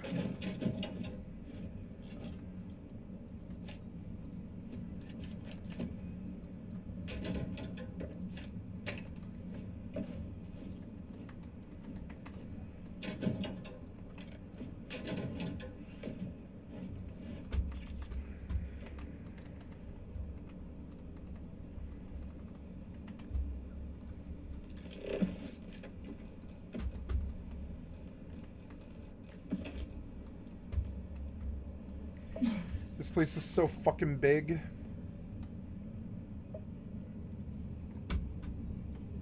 Edward S. Keel recently said in a hearing related to a motion arguing that Haba was appointed unlawfully, "At this point, as I said, you'll see, generally, that a lot of judges will not be hearing any criminal cases that are of a non-urgent matter. Because, for example, if we take a plea today and that motion is granted, I don't think that a plea colloquy today and what the United States Attorney magazine does here permanently in this use case would be effective. 50% less But we have to CO2 redo all those while things. moving. Judge Keel then transferred the motion to Chief Judge Matthew Brann in Pennsylvania, and the Third Circuit Court of Appeals has placed the question of Haba's acting appointment on an accelerated docket, promising a binding, precedential ruling within months. Whatever the outcome, this dispute is poised to clarify just how far a president can go to hold on to favored prosecutors and loyalists. Now, if you're facing a criminal prosecution, whether your prosecutor was validly appointed or not, you're going to want a good lawyer. Now, after I started this channel, every week I'd get hundreds of comments and emails from viewers who were dealing with legal problems. People would DM or email and ask if I could help them find a lawyer, or how do they know if their attorney was any good. And there's just a massive gap in our justice system. It's not just that legal help is expensive, though it absolutely is. It's that people don't know how to find I the love right lawyer for their legal. specific situation. They're scared, they're overwhelmed, and they end up either doing nothing or hiring the first attorney who calls them back. And that really bothered me. And so I asked myself, what if there was a different way? What if we could build a law firm that actually lived up to the values I talk about on this channel? Transparency, accessibility, and putting clients first instead of just chasing billable hours. A firm where you don't need to pay anything up front, and your lawyers only get paid if you do, to maximize your opportunity for justice. So a few years ago, I decided to fix the problem. I decided to start my own personal Man, injury we're law finally firm. And here. honestly, it wasn't an easy It took choice. so But I long. realized I was in It this took like unique position. I had 15 this minutes. platform, this community, and the experience. And that's why I we love started the law firm sandboxes. Eagle Team. Not to get rich, trust me, there are easier ways to make money than starting a law practice. But we did it because access to justice shouldn't be a luxury. Because finding the right legal representation shouldn't feel like playing Russian roulette with your future. And when you work with my firm, you're not just getting a lawyer, you're getting a team that understands that behind every case is a real person with real stakes. If we can't represent you, or you're in a state where we don't practice, we'll take the time to try to match you with an attorney in my personal network of lawyers. A national network of some of the best lawyers in the country who actually specialize in what you're going through, not just whoever happens to be available, located right where you are.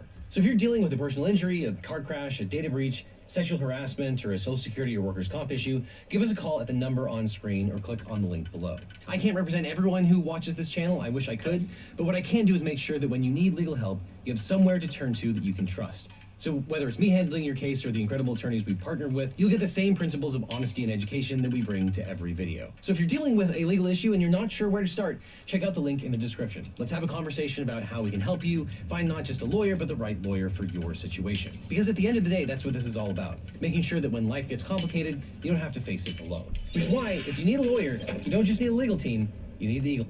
Signed a court document on Monday, August 4th, ordering the Metropolitan. Thank you, Legal. I'd like to sub to your channel. Thank you, Status Q News. I'd like to sub to your channel.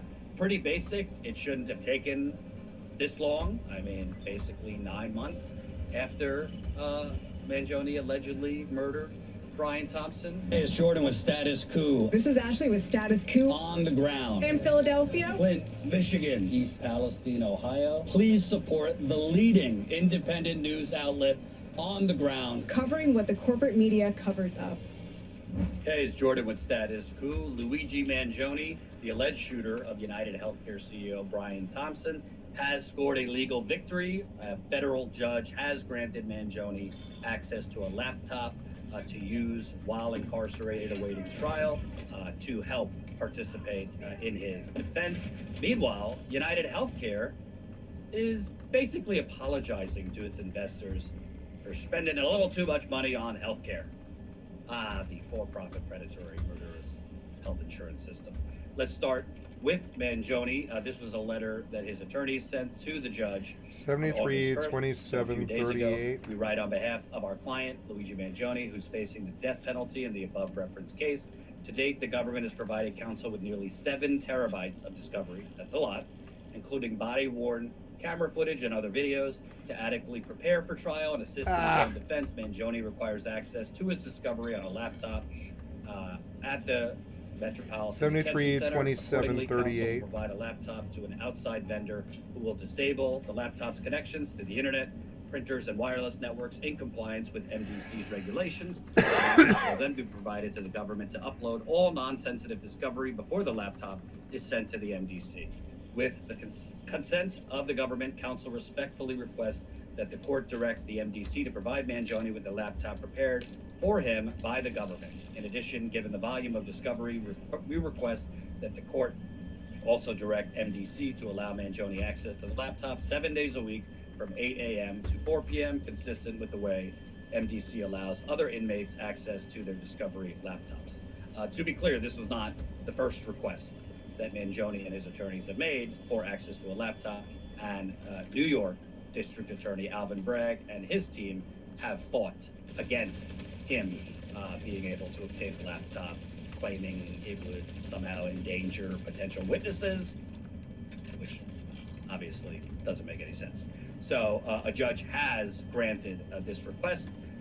Here's an article. Luigi Mangione granted laptop in jail to prepare for United Healthcare CEO murder trial. A federal judge has granted accused CEO assassin Luigi Mangione's request to receive a laptop in jail.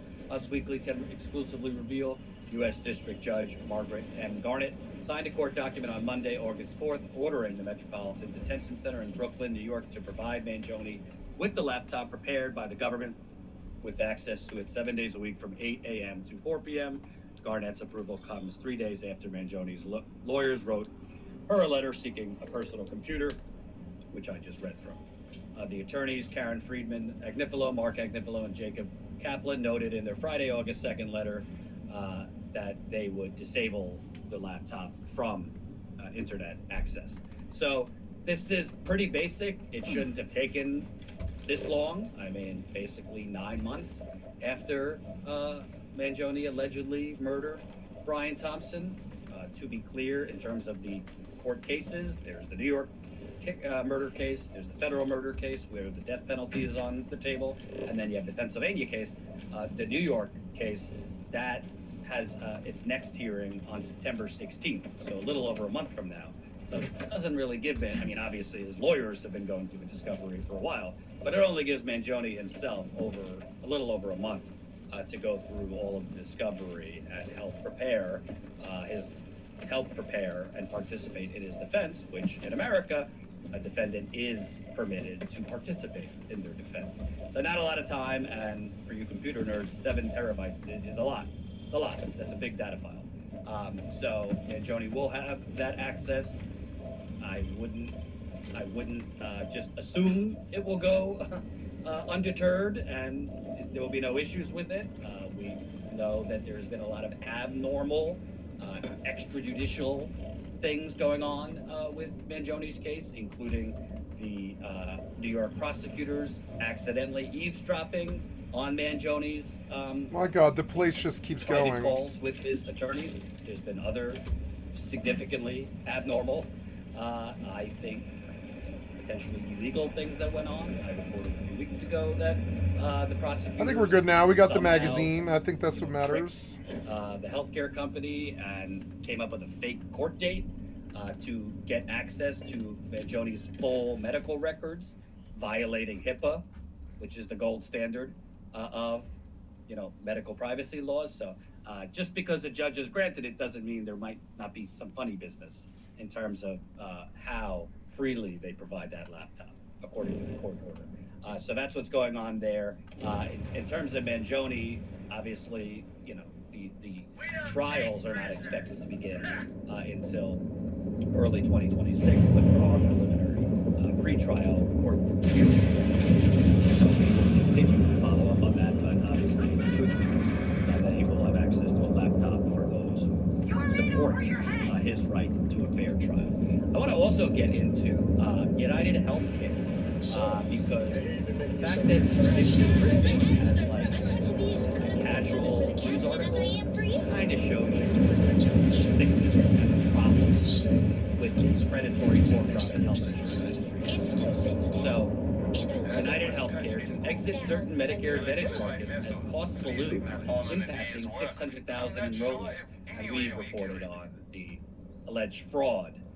I used the word alleged loosely. Fraud that United Healthcare is engaged in defrauding seniors on its Medicare Advantage plans, including basically coming up with fake sickness scores and fake diagnoses in order so they can make more money from the government. I want to read this to you because it's truly disgusting. United Healthcare CEO Tim Knoll offered investors a deeper look at the medical cost spike that's plaguing the insurance giant's finances.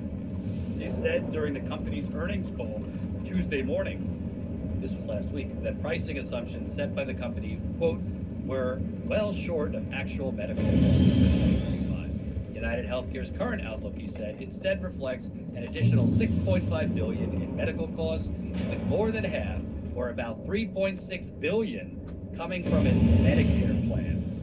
About a third of the expense, or $2.3 billion, is from the commercial space, quote, with an even split between the cost pressures in the Affordable Care Act's marketplaces and the employer-sponsored space.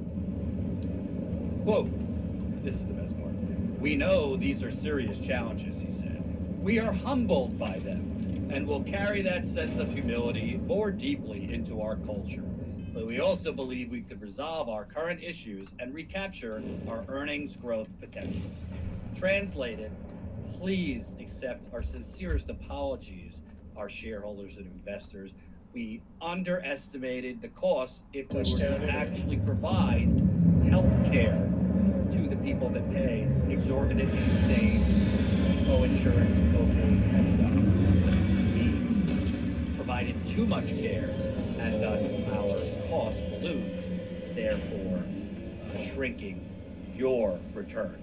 So we are humble now, and we come to you with humility, and we'll fix that, i.e., we'll get back to denying more people health care. That's what that means. They are basically, in Wall Street speak, on their investors' call, apologizing for providing too much care and saying, it's humbled us. We'll make sure to lower the overhead, i.e., the care that we're supposed to provide to, save people's lives, allow them to live healthy lives, allow them for preemptive care, preventative care, MRIs, mammograms, etc. It gets better. How are they going to lower? How are they going to deal with these serious challenges? The bulk of the increase in spending is in outpatient care.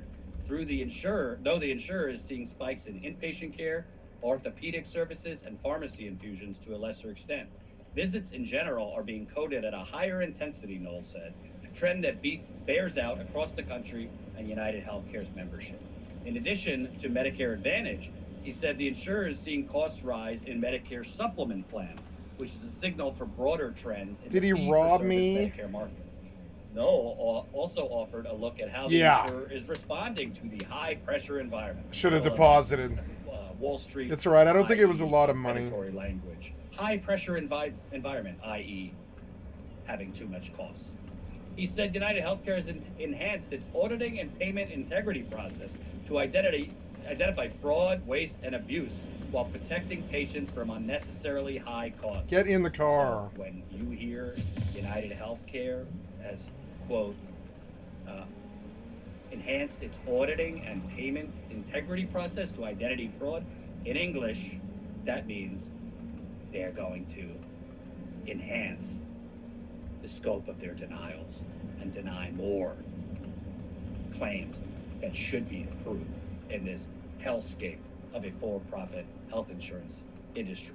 That's what that audit is about in fancy Wall Street language that they told their investors.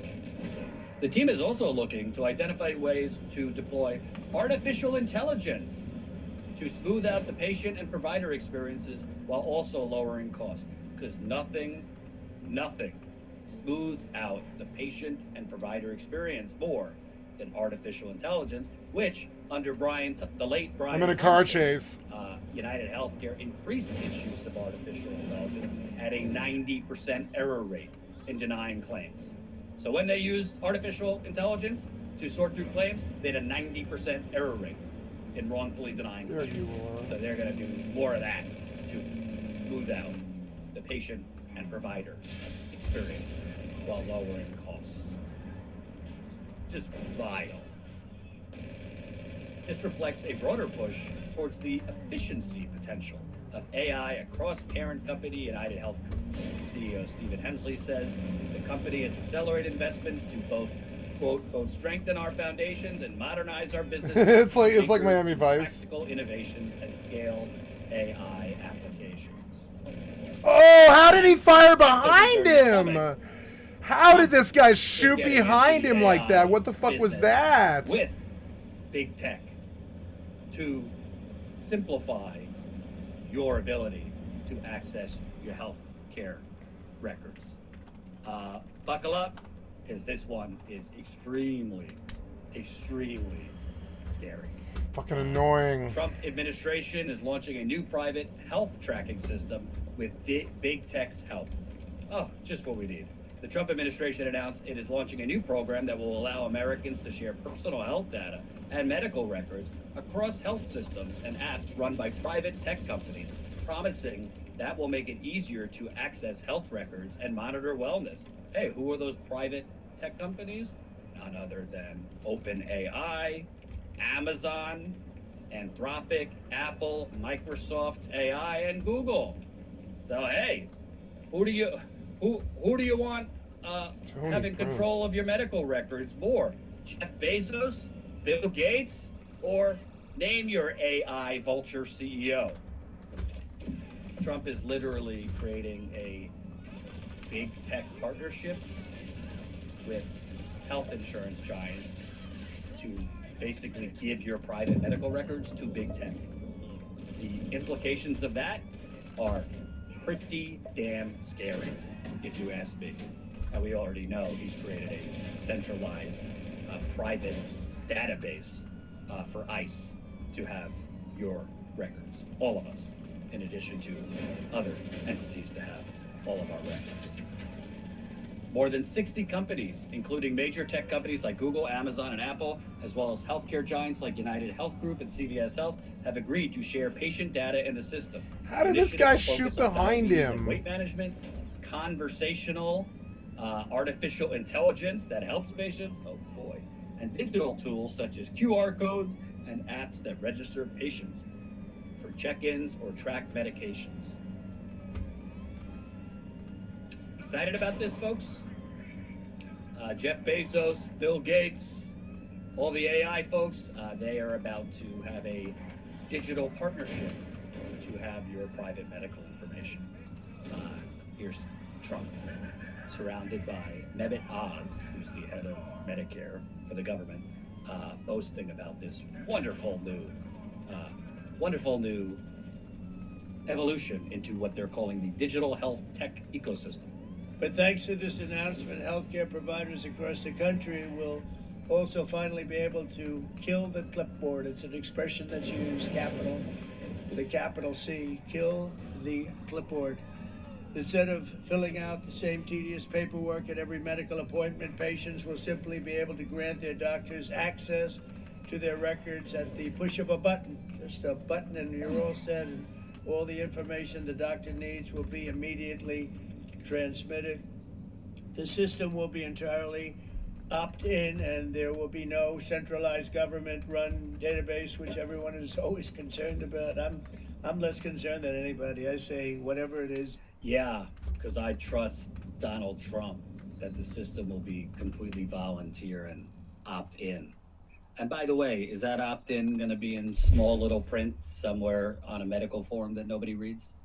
To opt in so that Amazon and Google and Microsoft can control our private medical information, for which they could send it in all sorts of different places you did not consent to? This is what George Orwell warned about, folks.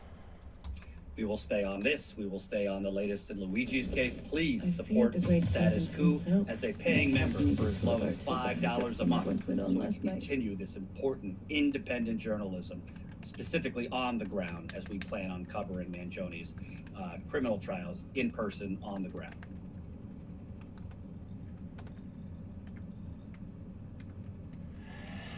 Excuse me. Excuse me.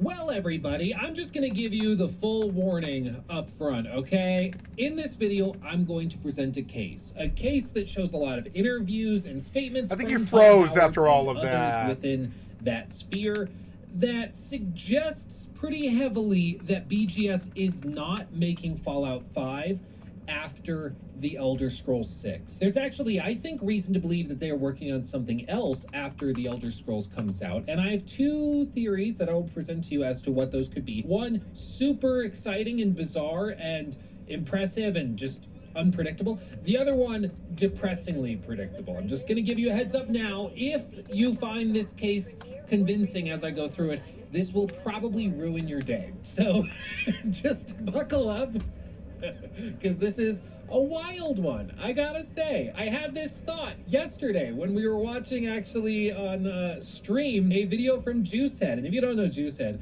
what are you doing? He makes a lot of great videos on Bethesda and RPGs and stuff. And we were going and looking at that video, and I had this moment where he played a clip of Todd Howard in 2023 talking about Starfield and everything, and Todd lets slip something very small, something you blink and you miss it, but I think it's very revealing. And when we look at all of these other statements he's made over the last few years, again, I think there's a really strong case to be made that Fallout 5 is not actually next. Fallout 5, I want to do that, that'll be next. That was more like a general, it will clearly be after Elder Scrolls 6 at some point. I don't know why you say that unless it's not next. That to me sounds like he is padding the release window, saying it's coming in the future.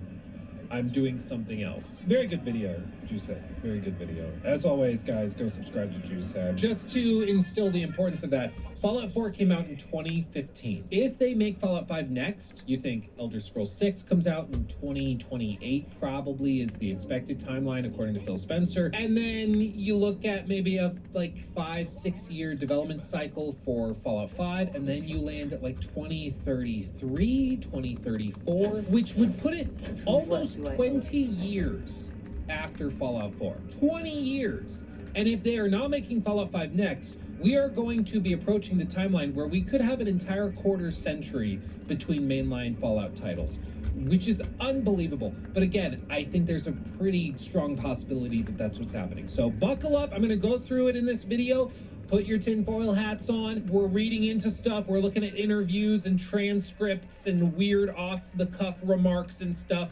It's going to be interesting, but I'm just going to warn you, again, if you find this compelling, it's going to ruin your day. So just just watch with caution. So to make this case, I want to go chronologically. Of course, Starfield was initially revealed back in 2018 at E3. You know, this was the showcase where they showed everything. They announced the Elder Scrolls 6 back then, which, just to like put it in perspective, it has now been more time between the announcement of the Elder Scrolls 6 and today versus the amount of time between Skyrim's launch and the announcement of the Elder Scrolls 6. It's like literally been longer since the trailer than the trailer was from the release of the previous game. It's been 7+ years at this point. Like, it's outrageous. But anyway, that's beside the point. At that event, they announced everything in their docket because ZeniMax was preparing to shop themselves around, and their hope was to get acquired by a big company for billions of dollars, which of course eventually worked, and they were trying to gin up hype for their franchises and IPs. They showed everything they had on their docket, including Starfield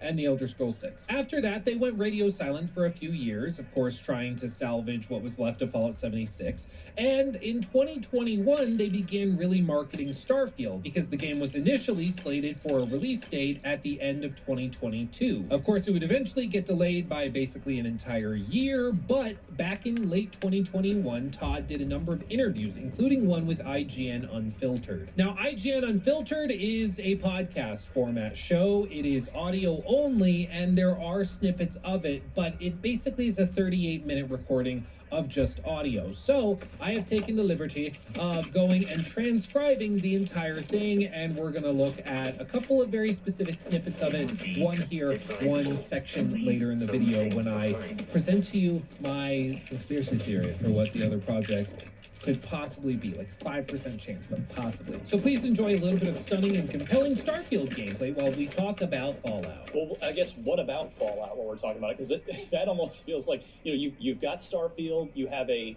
release date that's in, I'm going to call it pencil on the calendar. You've penciled it right now. I don't think no game release dates get written in ink anymore until like Yeah, we wrote it pretty hard in that trailer. So. Well, I want to ask you about that in a minute, but sorry for the little interjection, but I just find that so funny because they were going to delay the game after. Somewhere in there was my Digipix. They were very confident about the 2022 release date at the time, but yeah. Anyway, continuing. But then you've seemingly publicly committed to Elder Scrolls 6 being the thing after Starfield. Sure. So does Fallout just go to the back of the line as far as mainline? Yes, there's 76, but as far as the mainline Fallouts, right?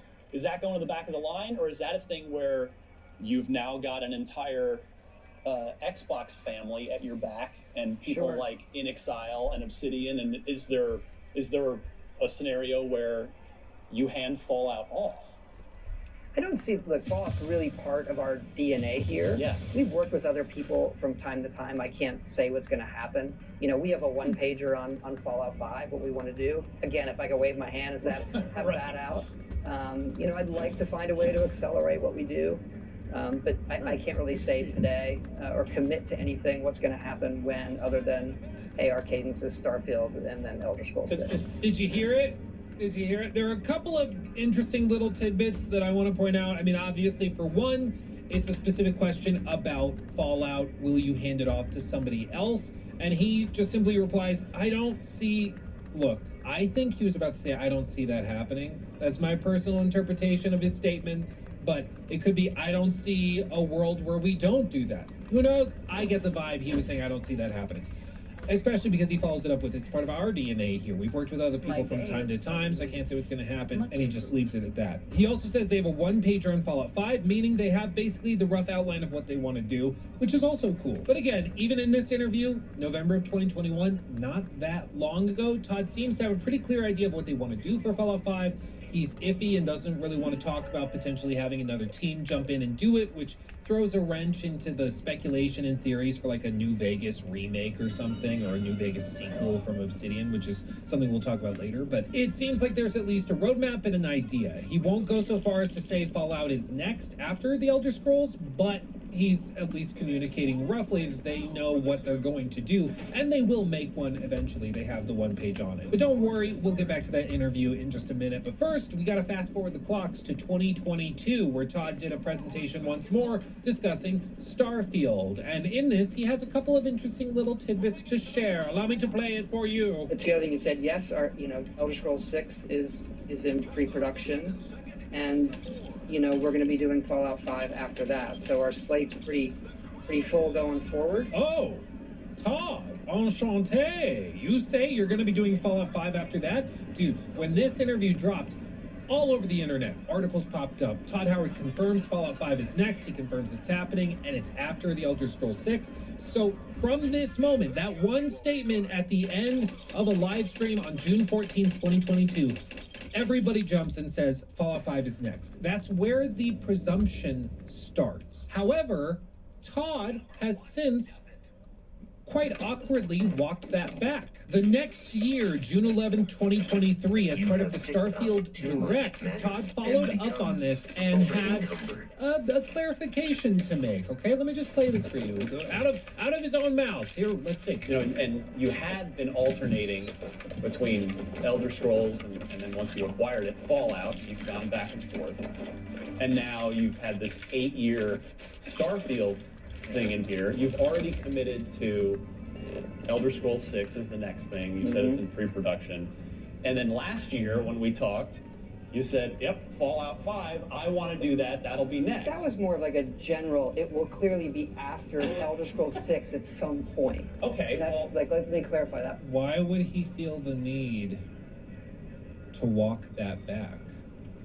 Like, if Fallout 5 is next after the Elder Scrolls, why would he feel the need to walk it back and go, when I said that, I just meant it's coming after the Elder Scrolls. I love this game. That's what I was saying. It's such a good game. The modders are going to make it so good. Controversial of a thing. Just take it in again, okay? When they see there's money in it, the modders will make this game so much better. 6 is the next thing. Like when the modders realize there's more money in Starfield modding than there's ever been in like Skyrim or Morrowind or Oblivion, off of whales like me that want to make the game really good, so they have this endless game and stuff. I think Starfield is worth playing as a main, actually. I've been considering putting it up in my channel, my Twitch channel. Because who cares what happens on Twitch? Maybe I should try and attract some new audience, but because just chatting is sort of slow. It's like sort of slow, like growth over time, but. Yeah, sitting in Starfield for a long time, might be a good thing to do for the growth of my channel, because I will be here for some weeks, I think. And then just leave the Starfield channel, I guess. But I mean, I'm also playing Grand Theft Auto, I don't know. Go with Let Is Out. No, I want Blue Dream. Take a Sweet Relief. I've got to pee. I'll be right back. Come on, Sweet Relief.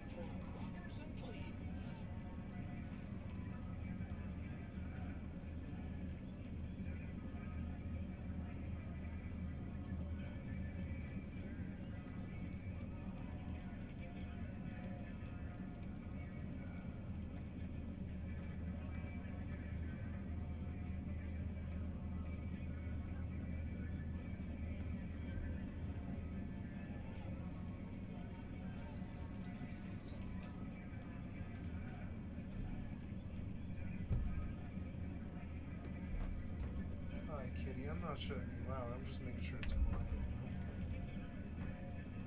There you go. You're okay, kitty. Nothing bad's happening. I was just trying to make it quiet for you.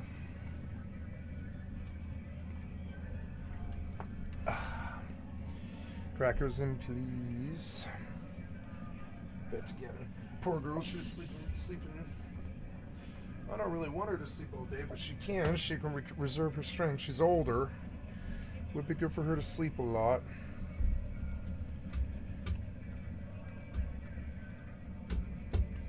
I worry about her. She's so old. She's like 14 years old, something 15. I won't have her very long. It's gonna break my heart when she's gone.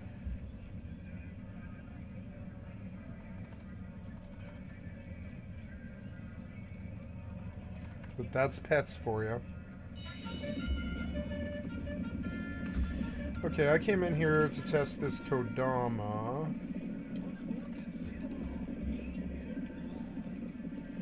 Oh, well, let's test it out first. There's a tombstone. And a Kodama. Let's test out the tombstone. Spawn, Systef Captain, Marine, Starborn, standard targets. Yeah.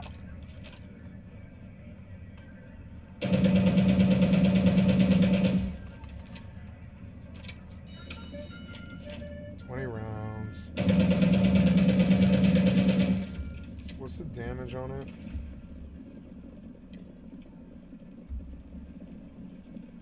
Long barrel, laser sight, reflex sight, compensator, and armor-piercing rounds.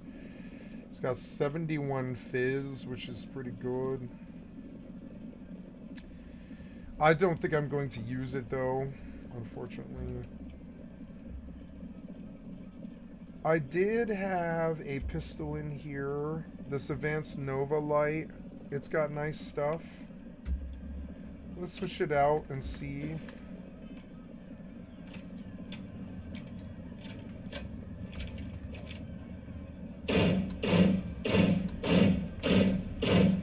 I like this gun more than that other gun. It has a good scope too. I like the little scope on it. Yeah, I like this a lot more than the other gun. See how it feels in third person. Yeah, let's pop it. Gangsta.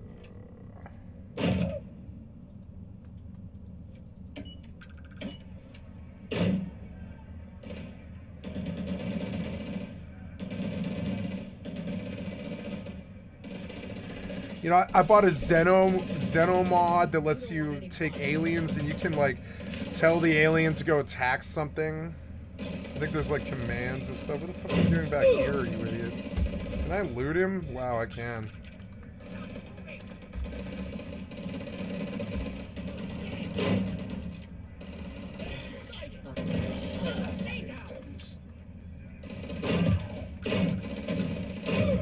The headshot damage is legit, but it doesn't.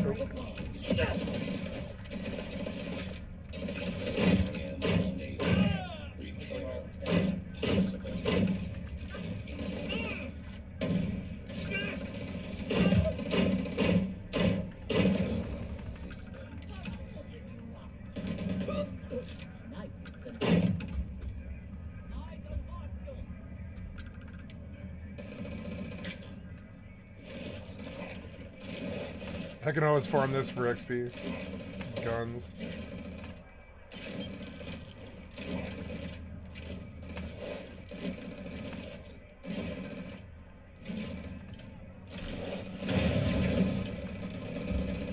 Yeah, leave now.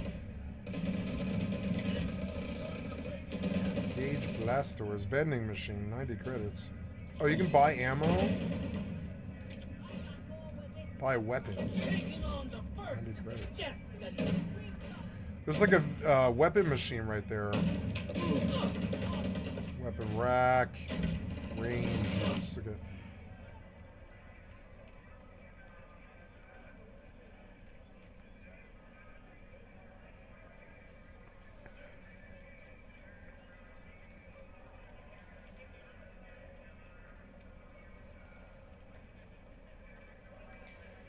Operational medical and eye wash stations are located behind sealed gates. Activate the wall switch to access them. In the event the hostile is in this move, emergency heavy blasters.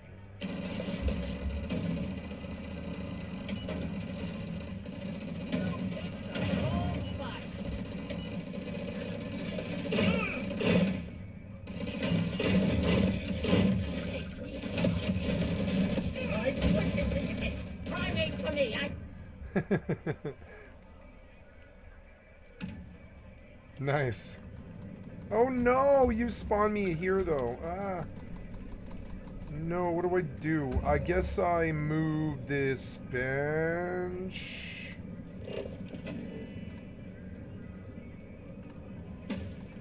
Move this like over there. Yeah. Ah. Enter back in and out. Oh no, am I glitched? No, I don't think so.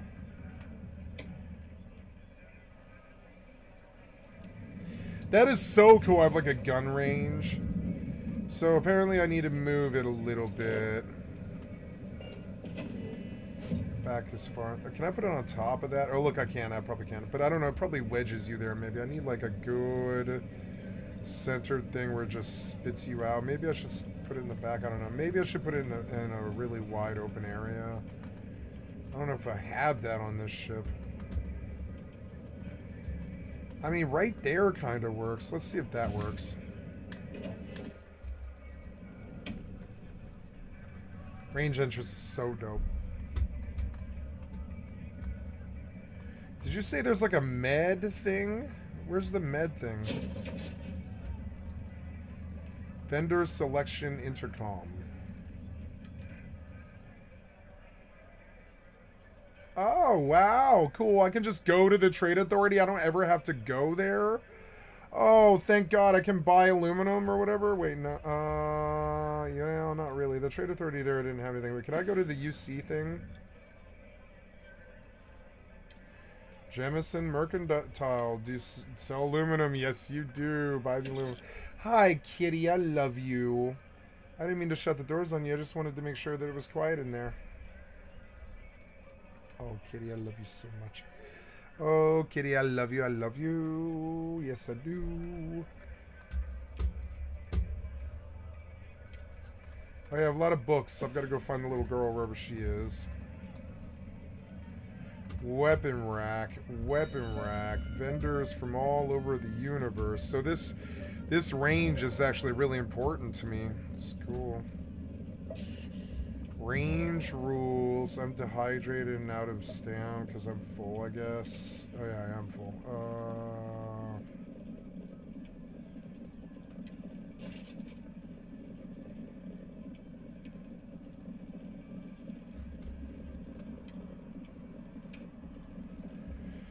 714 out of 962 because of my aids. I don't know. I guess I have a whole bunch of helmets.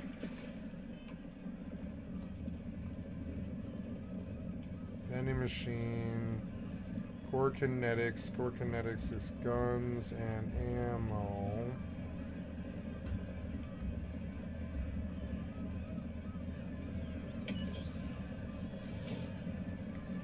Healing station. Decontamination shower. Oh, cure afflictions! Nice. Oh, wow. This mod was worth it. I love this mod. It's a medical bay. I don't need a doctor. I can just come over here and get rid of the afflictions. Look how dope it is. Let's hope this placement works. Let's see. Did I win? Oh, 50K on Hannigan Steed. I'm up. 715. Not bad, not bad. I'll try a robocall. Try a pretty as a pistol. Look, does that work? I think it does. Let's try popping in and out one more time. Look, you can get in here so fast, too. I wish I could put it upstairs, kind of. Or one upstairs, anyways. Oh, it popped me out and it caused the glitch. Wait, I have two things, I guess, is why. Activate. And jump out. There we go.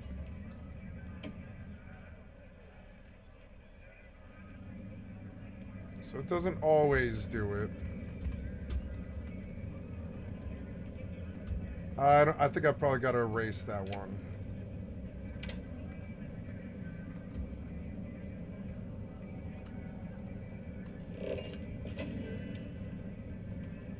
No, I want to move it, is what I want to do. Where's enough room? There, that's perfect. Right there. And then you, I can't fit you upstairs, can I?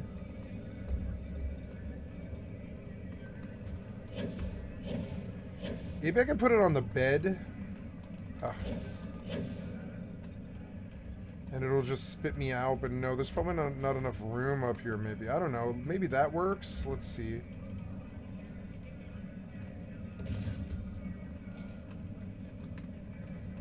There is no one I would rather see right now. Cool, I have my own range. So I never tried the other gun that I wanted to do. Toggle standard targets, yeah. And then I want to try out this new gun. Tesla calibrated mag shot is a strong pistol. It does a lot of damage, 130. But the one I'm currently using is 40. Yeah, it's 40, but it's got a lot of shots. I don't know that. Yeah, that other pistol really does some good damage. Let's look at damage. Advanced Beowulf has a lot of damage for a mag like that. 120. Wow. This advanced Nova Light is considered to be pretty good though. Advanced Pacifier, Advanced Shoddy, Anti-Personnel Professionals, Advanced Ash the Tamer. There's an Arc Welder, but it's not like it's too good.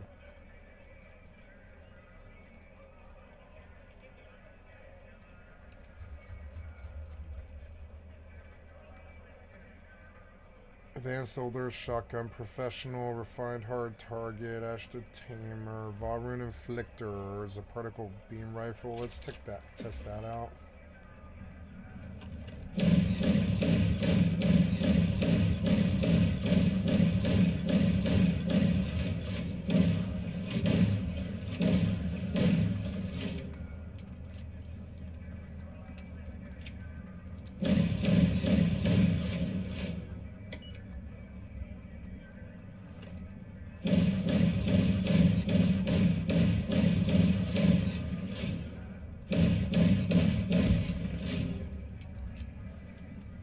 It's a good, strong alien weapon.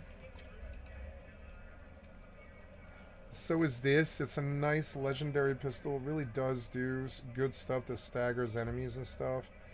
It is a strong weapon, but it's got such a bad fire rate.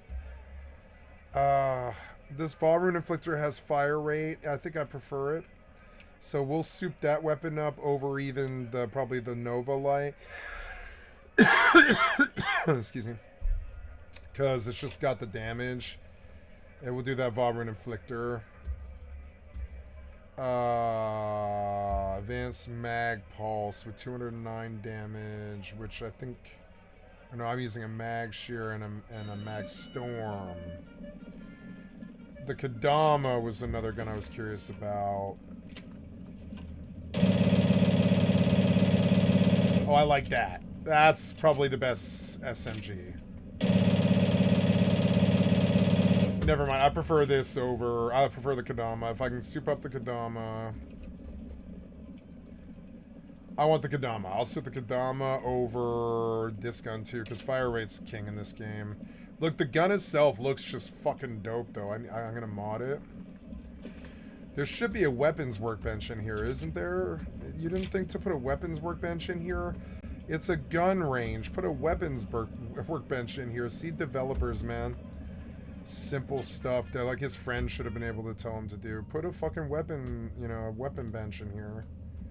I suppose I guess you wouldn't because you can't get mats in here. So but I would maybe make it like that. I guess not. Vendor selection intercom. Sinclair's books. Midtown Minerals.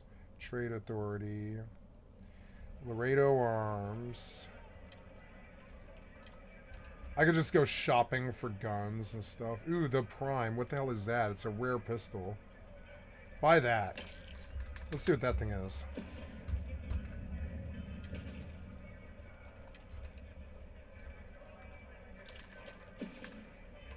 Ooh, is it a good revolver? Ooh.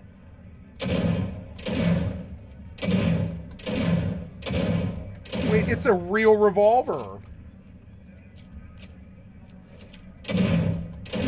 Look, it's got a dead-eye scope on it, too. It's, like, fucking strong.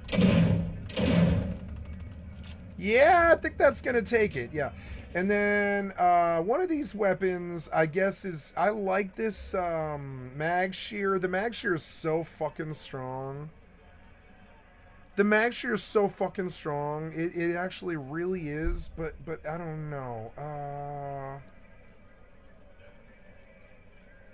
Yeah.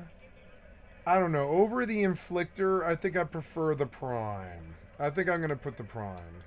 Oh, I don't know. The Kodama's really good.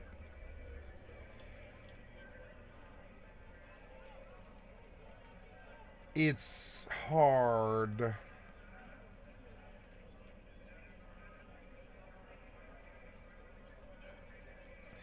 I like these weapons as you cycle through them. They're bomb, I won't lie. The Kodama, I think I like the Kodama more than the Magshire. No, I think I like the Magshire more than the Kodama because it looks so dope when you shoot it. The Kodama's really good. I'm going to put the Kodama up on the wall. Just, well, no, I don't need to do that. I can just fucking sell it. Yeah, the Kodama. I like this gun though. What's it like with a better, like a reflex scope? What's the damage on the Prime?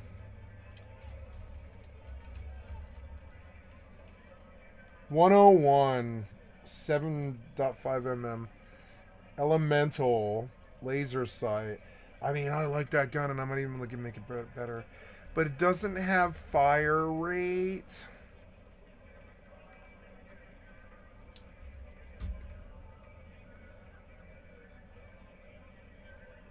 No, I've got a superfluous weapon. I do. It's this other mag shirt. I'm going to use this Prime. I like the Prime. It's good, and I'll put the Kodama. I need to soup up the Kodama. I'll put the Kodama in for the Magstorm. Yeah, Magstorm.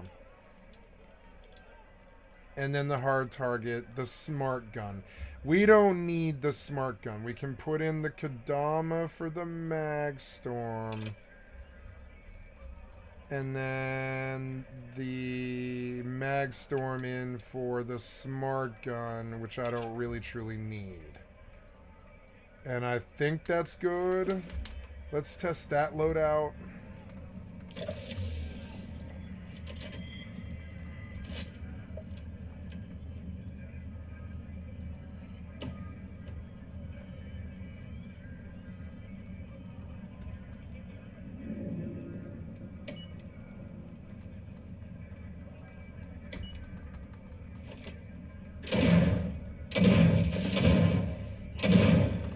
I don't know. The headshots weren't too good.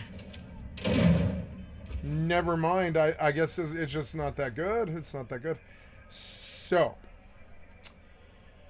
what do? I put the Kodama in. Well, I don't know. Let's try the Kodama first, actually. So that would be my revolver. Let's spawn a whole bunch of dudes or whatever.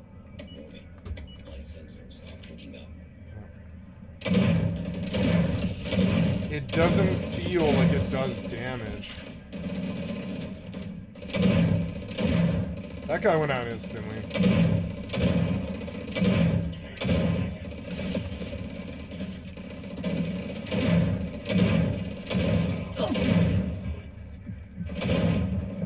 I want to die. Save. Ah. This gun sucks. Switch. No, this thing sucks. No, the other gun's better. Let's prove it. This calibrated mag shot. It owns shit. Look, it does own shit though.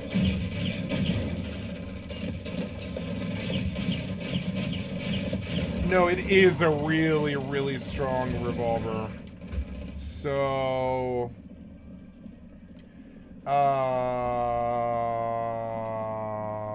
I will sit the mag shot, unfortunately. Mag shot sits on my 2 key.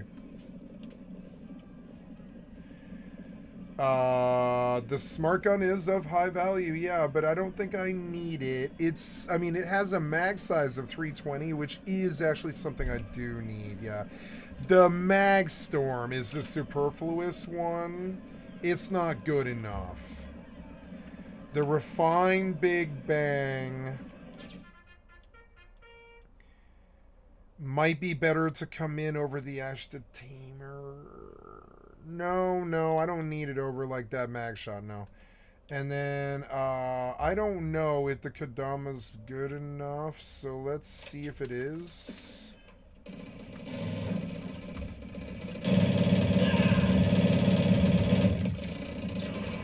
"44 rounds is kind of fun.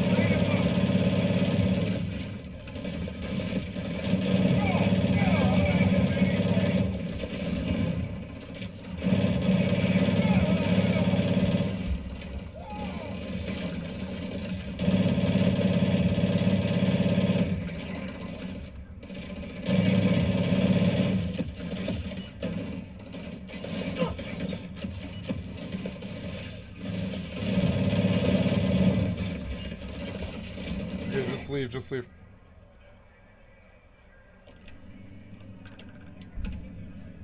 Wait, did it work? I think it did work. Look, this one did work. And I can also go down here. It's good to be on the boat. And just, and I can go in this one.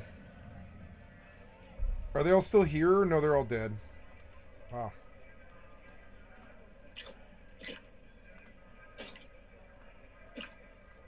Wait, why are you acting like you're popping meds?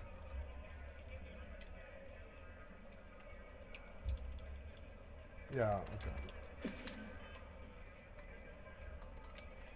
So, I like the Kodama. It's a good gun.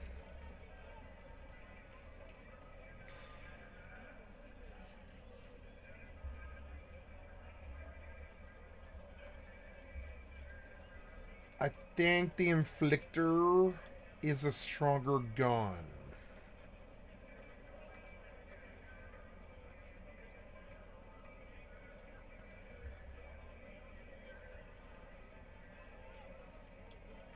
Mag Shear, Kodama, Smart Gun. I don't think so. I think it's better Mag Shear, Mag Storm.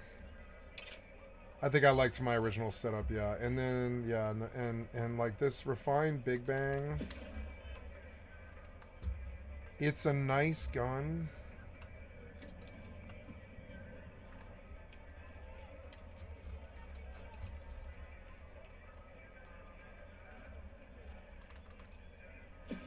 Yeah, like it's a dope gun. I don't want to lose it. Yeah, I want it to like sit there. That radioactive refined Big Bang. It's really not that bad.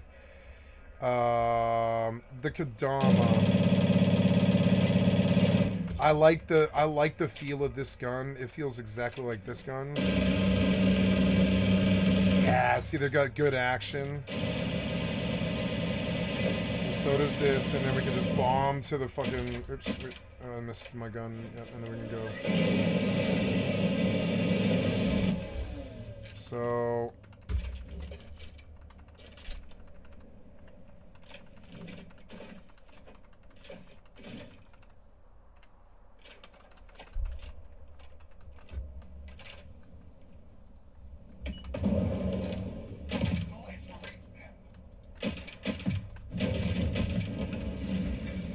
One quantum essence. Toggle standard targets.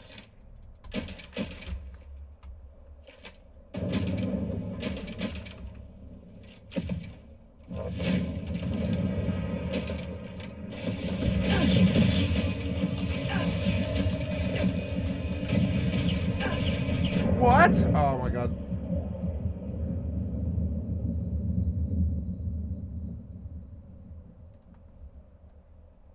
You kicked me out of the casino? No. Oh, you fucking asshole. Are these things? No, they're not there. They're not there. So, anyways. So, engage blast doors.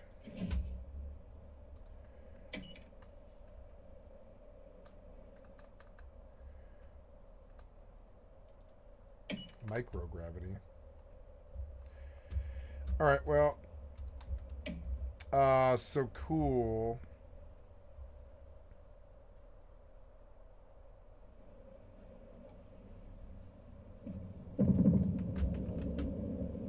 The hell was that sound? Where the hell even am I? Oh, I'm out at some fucking crazy place. Yeah, I'm out doing some mission, huh? Yeah, kill the blackguard, okay. Kill the blackguard.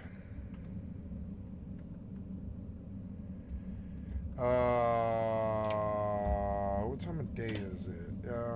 Yeah, this was good. The Kodama, I tested some weapons here and I didn't find anything new. Yeah, I've done everything I can do to that professionals find hard target, the smart gun, the mag shot, the calibrated mag storm, and the inflictor. Smart gun, Kodama, right? So rather than the Kodama, I think the Mag Storm is actually more in line with what I don't know. I like the way that the Kodama works, but and maybe with some maybe when I soup it up, it might be good.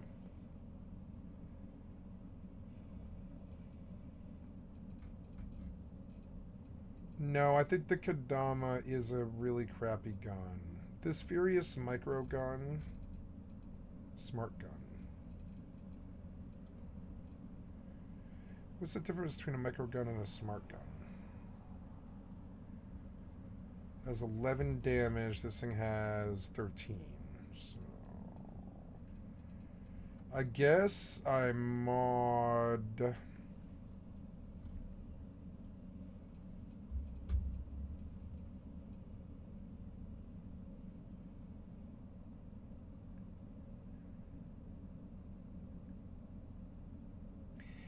I like the action on it. It's got 46.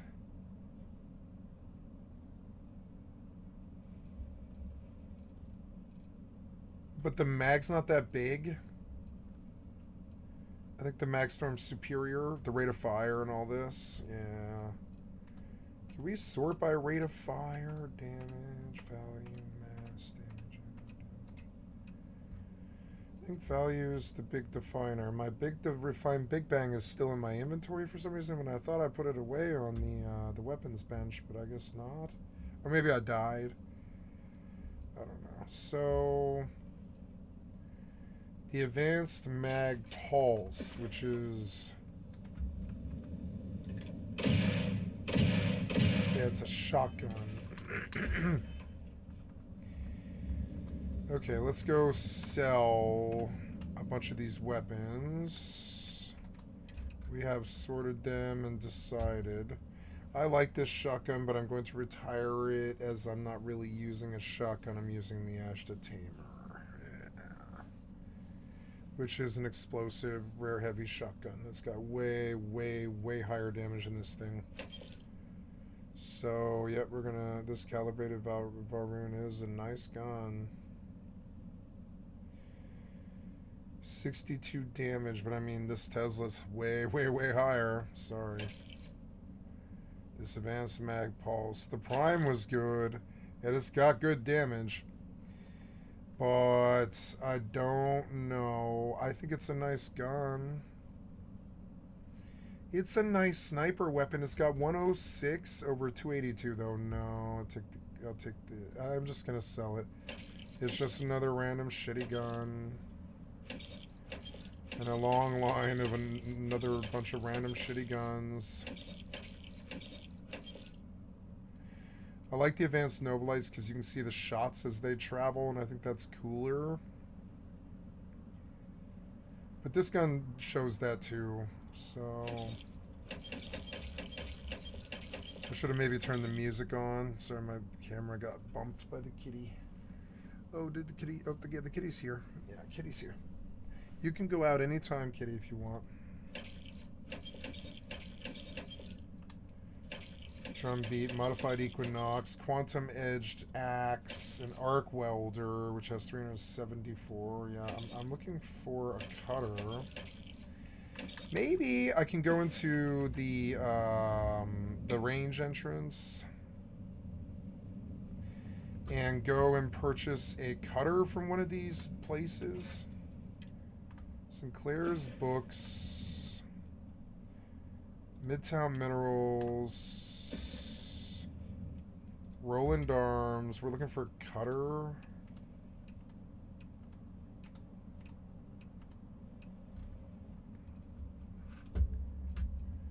Big Bang, Hard Target, Mag Shot, Negotiator, Mag Pulse, Urban Eagle. Has very high damage. Those Urban Eagles have very, very high damage. Better than the Mag Shop, maybe. No, Mag Shop's better, but the Urban Eagle, it might actually be a better gun. I don't know. XM 2311, that might be good too. It's got really good damage, but or the Old Earth pistol is really good too. But Elegance, what's that? It's a rare pistol named Elegance. Nope. So I'm looking for the Zapper. Nope. I was looking for a cutter. Maybe the Trade Authority sells one. There's an arc welder, but I don't want a welder. I want a cutter.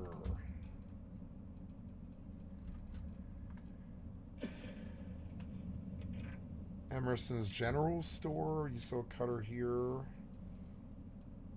Auto rivet, but not a cutter. No. Oh yeah, you do have a cutter. There we go. And then I want to favorite my cutter. I have too many guns. I think it's amp. I can't keep amp on my bar, and that's okay. But I'm gonna remember that I have amp, and if I'm like running somewhere, I'll just pop it. You know, it's fine. Healing station. Make sure all my afflictions are gone. So I am happy to have a cutter.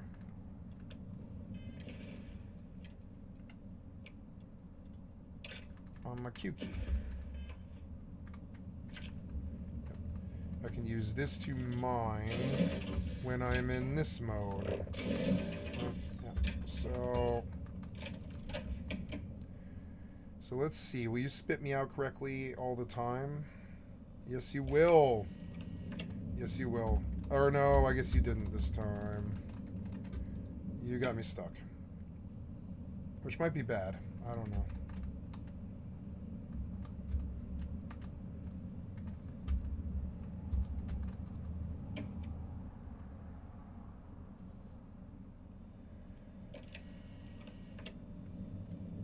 Yeah, generally you can get out of it.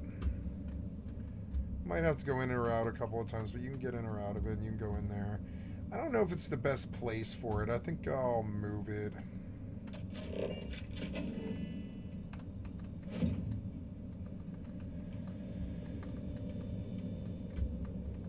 Yeah, like there's a really good spot for the range right there, but I want quick access that doesn't necessarily, like, fuck you up.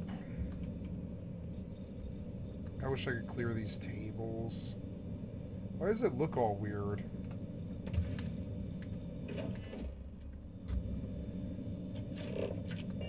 Some kind of glitch or something. Let's see if zoning fixes it. Yeah, zoning fixed it.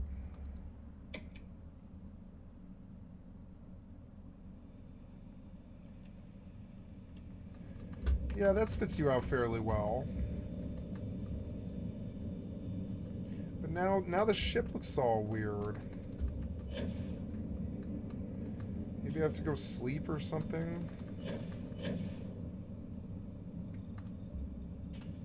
Yeah, it might be what time it is.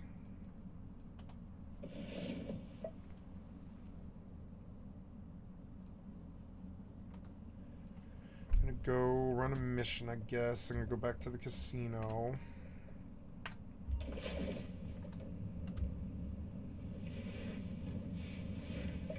I guess it was just the time of day.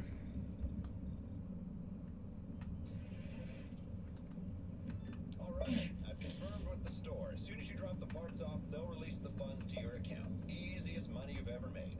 Unless, you know, your movements are tracked by an opportunistic criminal gang full of people like you. Always a possibility. Anyway, good luck. The game seems to be experiencing some sort of problem.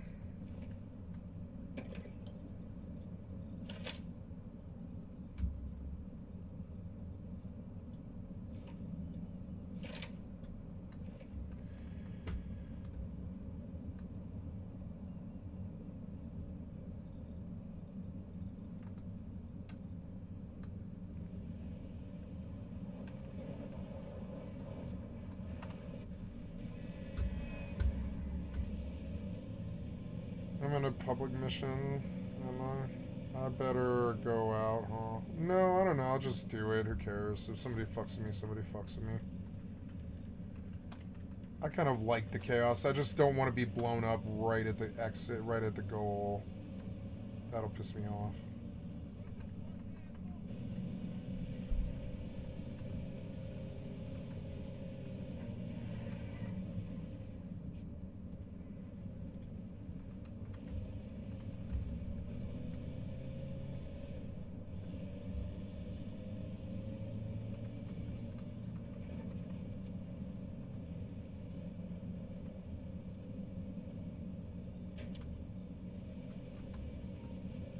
Oh, G to detonate.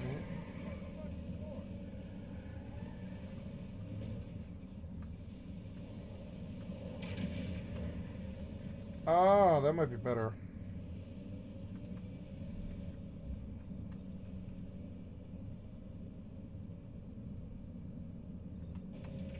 Oh, I got one! I got one! I got one! Sticky bombs are a good way to get rid of them.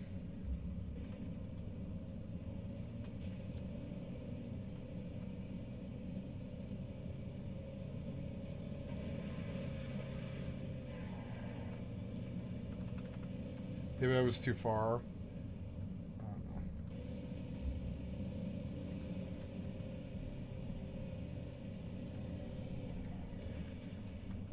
know. Ah, stupid unbreakable sign.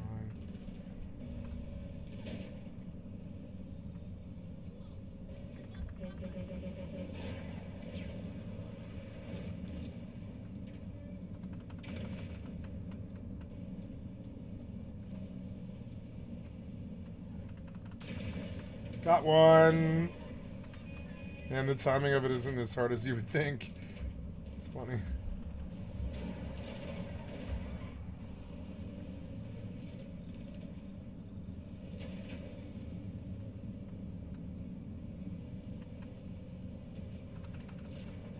Fuck, I think I missed him.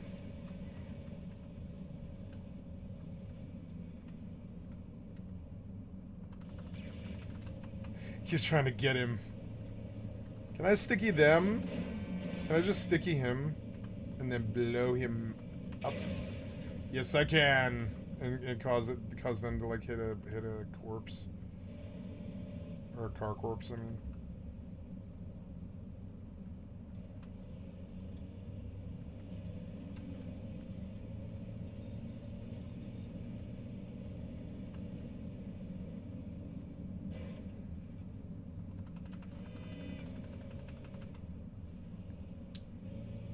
I love alcohol too.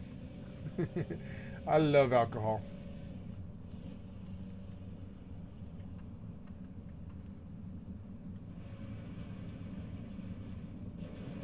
God damn it, go.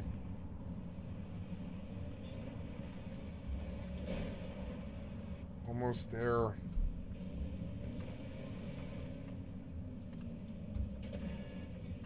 He's got the bomb.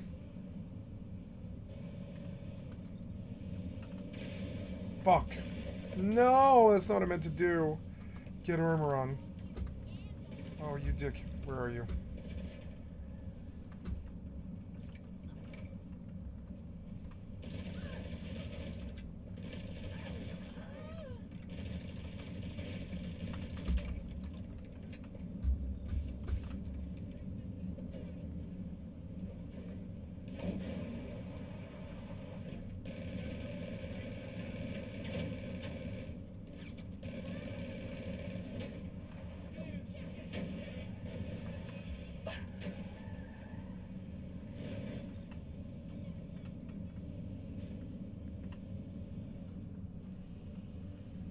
Combat's gonna be better in 6, isn't it? They're gonna take it seriously like Fortnite. And they might like go hard like Fortnite, I bet. It might be kind of hard. I can't wait for 6.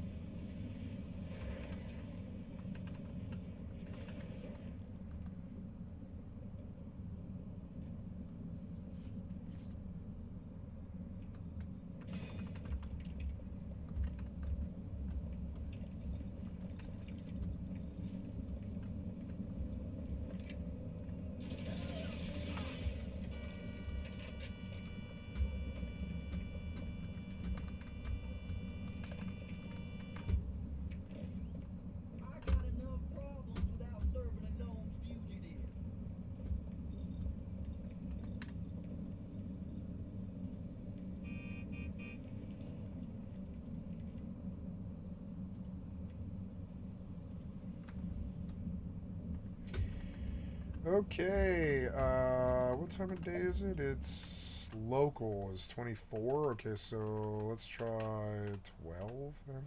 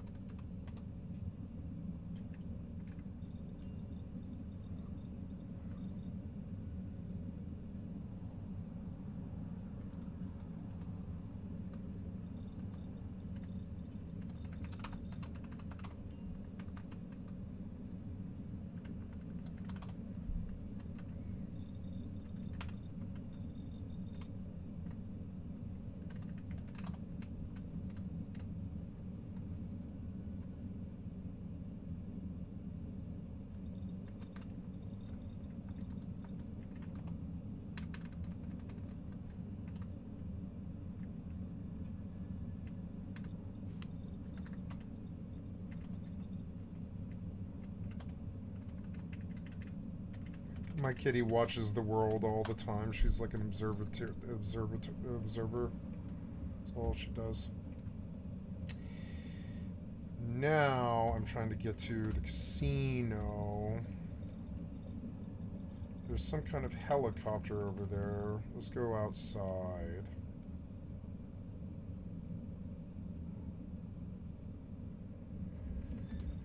Hunter, protect the targets. I don't know about that, but let's go to the casino.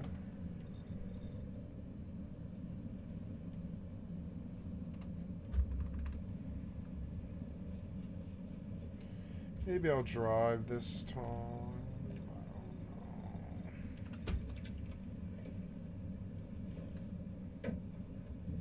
Or at least to the ammunition.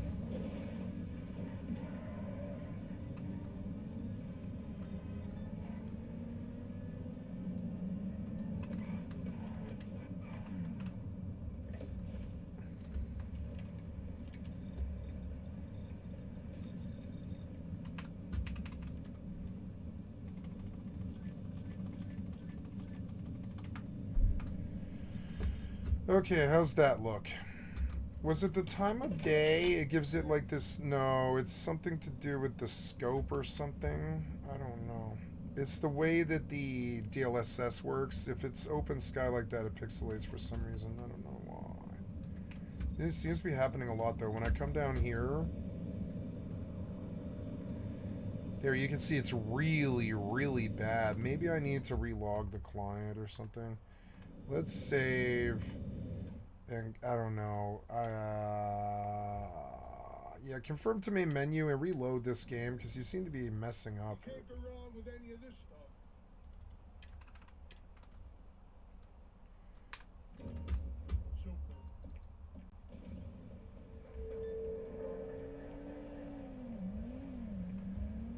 Call for cab now.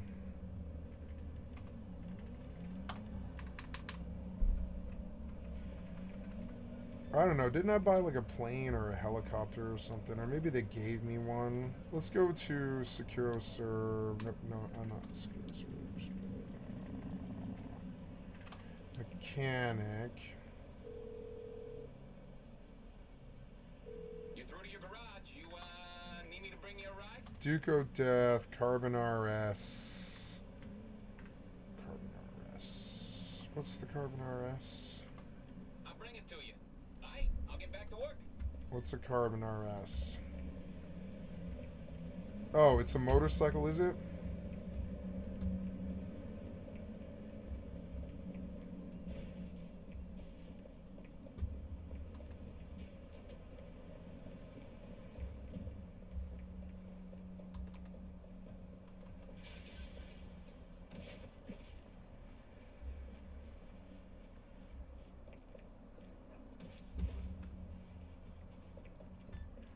Oh yeah, it is a motorbike. Nice.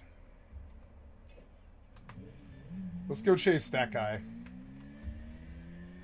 He appears to maybe be chasing me. But you can sweeper shotgun from the fucking motorcycle. That's hilarious. What? You fucking idiot. Where'd it go?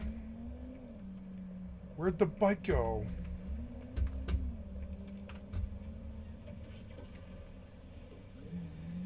Ooh, what else can I use? Wow, I could just use like all of that. Sawed-off shotgun, sweeper shotgun, compact grenade launcher.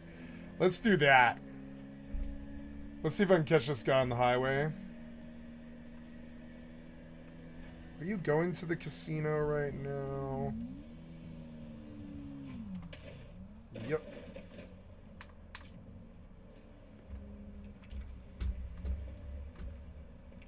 Oops.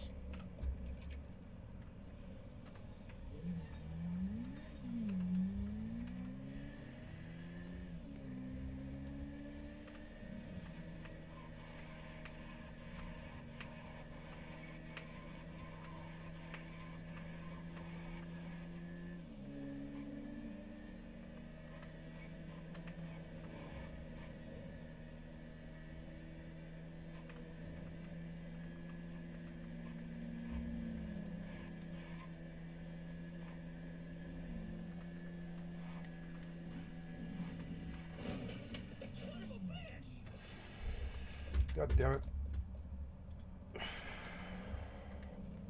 You're taking a long time to load. I think your client like screwed up, quit out. You memory leaked or something.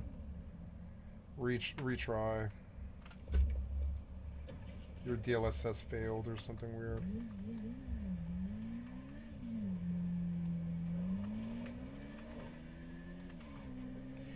Bike ride's kind of fun.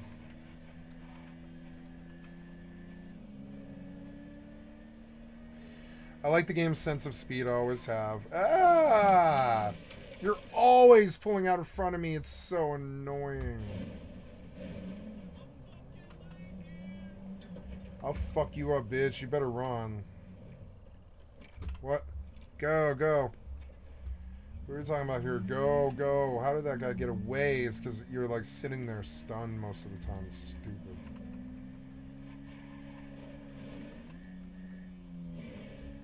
Whoa.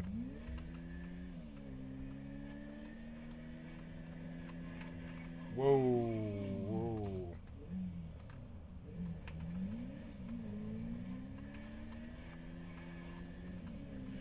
Okay, here we go.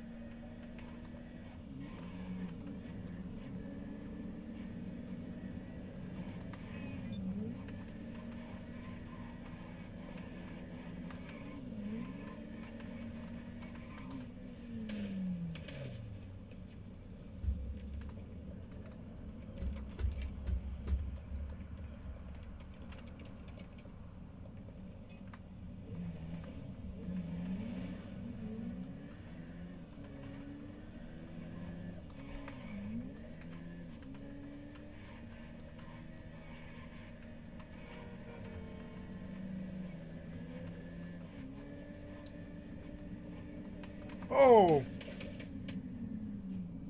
Well, at least the crashes are entertaining. Blood everywhere.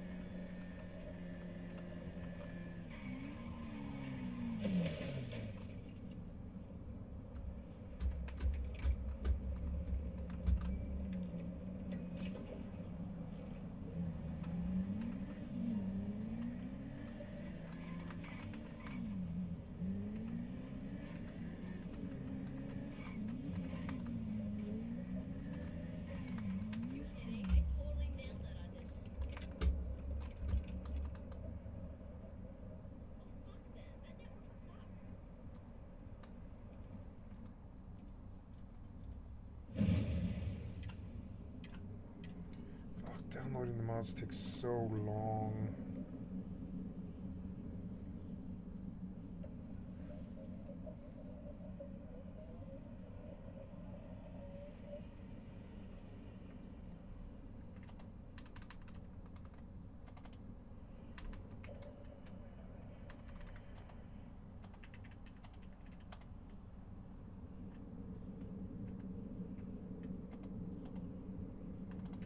$8,000, not bad.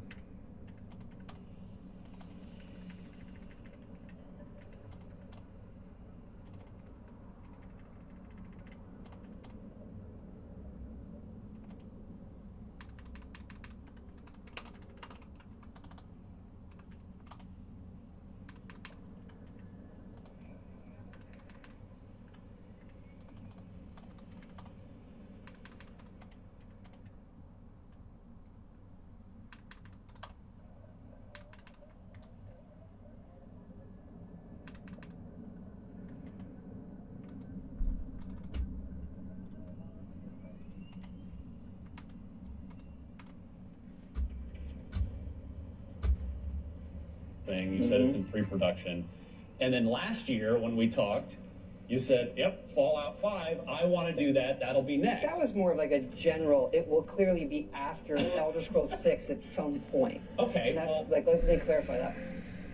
He had no problem confirming that Elder Scrolls 6 was after Starfield. He had no problem with that, even going back to 2018. When they announced Elder Scrolls 6 and Starfield, that's how he set it up. Don't believe me? Let me show you. Let me show you, okay? This is in their presentation. They just revealed Starfield. Starfield is a game that we have spent years thinking about and working on.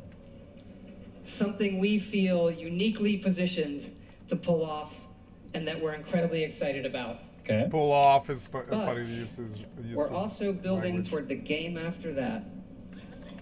What? And it's the one you keep asking about. And then they revealed it. So even back in 2018, he's totally comfortable revealing Elder Scrolls 6 is right after Starfield, and he confirms that multiple times after this reveal happens. And yet, with Fallout 5, he doesn't want to say that. Why wouldn't he just say it?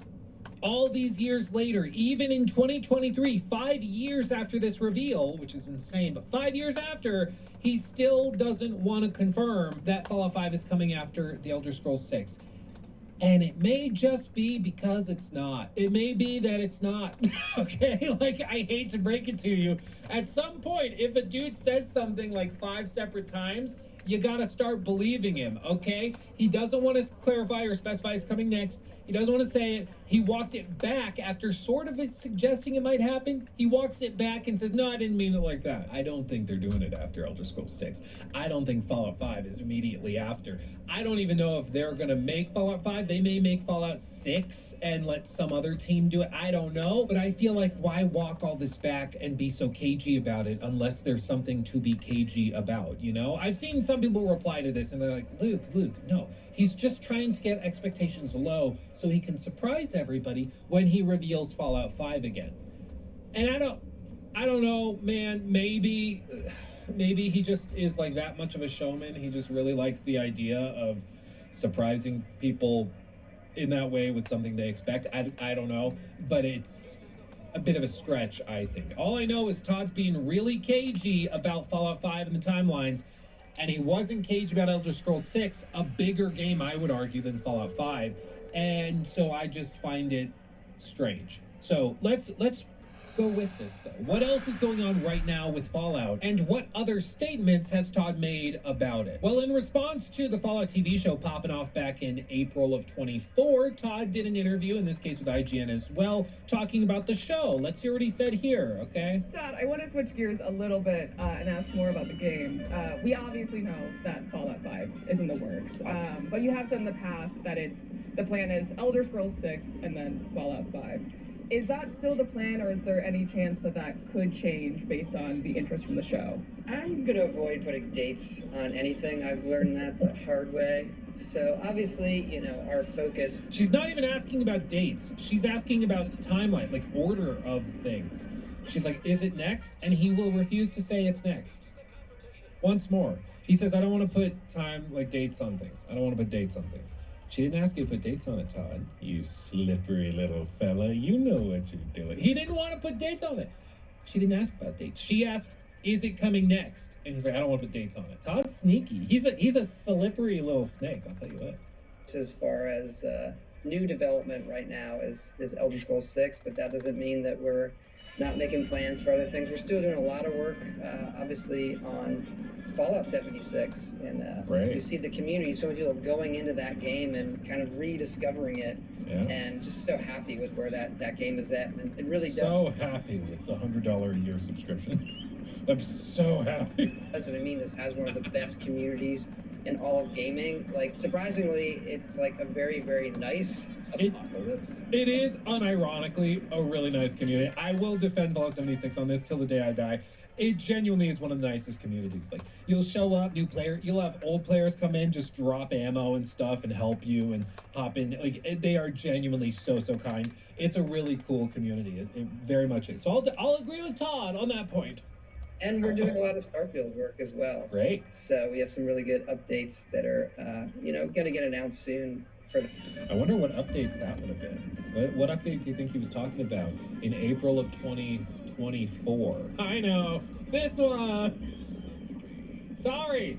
I'm just feeling so sassy because Here's Jimmy the Giant. Get in from a hard day playing Curbsy. How U.S. propaganda fried your brain. Step foot into a portal that led me to another world. A world where kids didn't wear school uniform. They had massive homes with swimming pools. They were eating Big Macs for lunch. In this same world, heroic American soldiers saved the day. And good would always be evil. Now, at the time, I didn't know it, but I was being raised on a very carefully curated story. A story that imprinted beliefs and attitudes upon me without my knowledge. I was being indoctrinated by American propaganda. What makes America the greatest country in the world?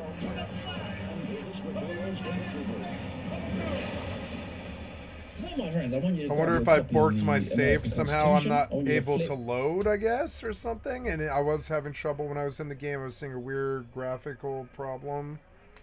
And I wonder now maybe if mods have borked my save or something. Which would be, frankly, fucking terrible. I don't know. We could try again. Maybe it's just this particular save is glitched. I could bump back a few saves, but I'll have to restart the client and re-download the mods. Which takes forever.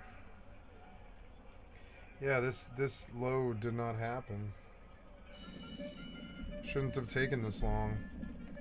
I'm gonna give it like 2 more minutes, but I mean, I don't know. I think I'm tanked here. And all these horses with these crazy odds are winning.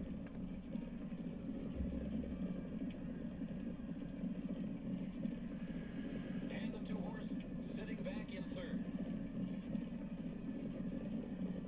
Horse 2, now 4th. Horse 2. They're halfway home. Yeah, this did not load. Stalking the leader is the number 2. Maybe something happened. I don't know what.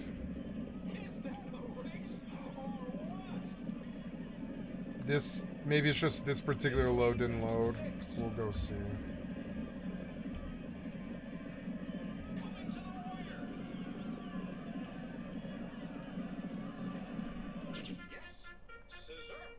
Getting that diggity danka. First place.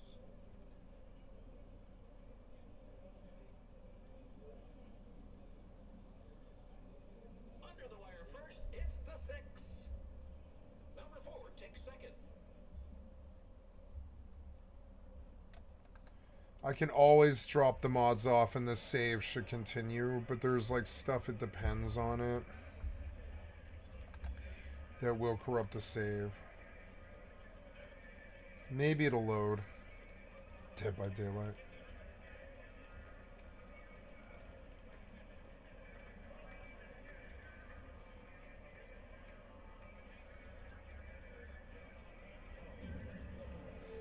Yeah, the Havoc engine, yeah. So I did not win.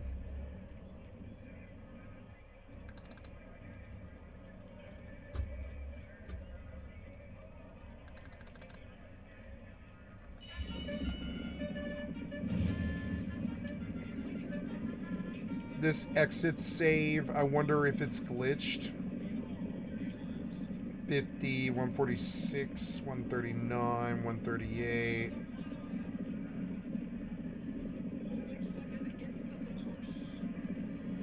Let's go back to a different save. I suspect there's something wrong with the save. And just see if I get in. Something with the way the bed shoved me through the floor.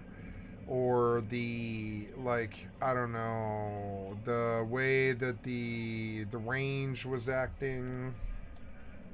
20K on It's a Trap.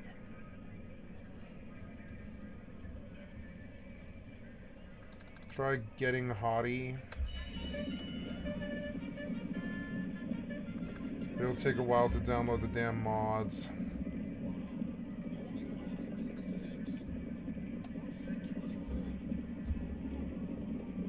To the first page, what does it say? Freedom of expression, right? Americans fucking love freedom. They love free speech. And this is definitely true, of course. But what if there was like some people who made films and those films sort of like questioned certain American ideals? That would be a little bit awkward. So America had to do something, right? And it kind of started around about World War I. Newspaper, radio, and films were increasingly becoming tools that pushed messages that the government didn't really have full control over. In 1917, when America joins the war, they needed to get public support for the war effort. But Americans didn't like the concept of propaganda. It was seen as like un-American, a symbol of like pompous European monarchs, and they wouldn't accept films that were paid for and obviously pushing a political propaganda message. And so, the Americans had a really good idea. What if we don't call it propaganda, but instead we create a committee on public information, the CPI. So it wasn't propaganda, no way, not propaganda, CPI, baby. The CPI would, go through newspapers, magazines, posters, cartoons, radio broadcasts, public speeches, and very crucially, films. They would put their pro-World War I messages into these things to influence the minds of Americans. And the message was pretty straightforward. The war is righteous, your freedoms are under threat, and it's your duty to report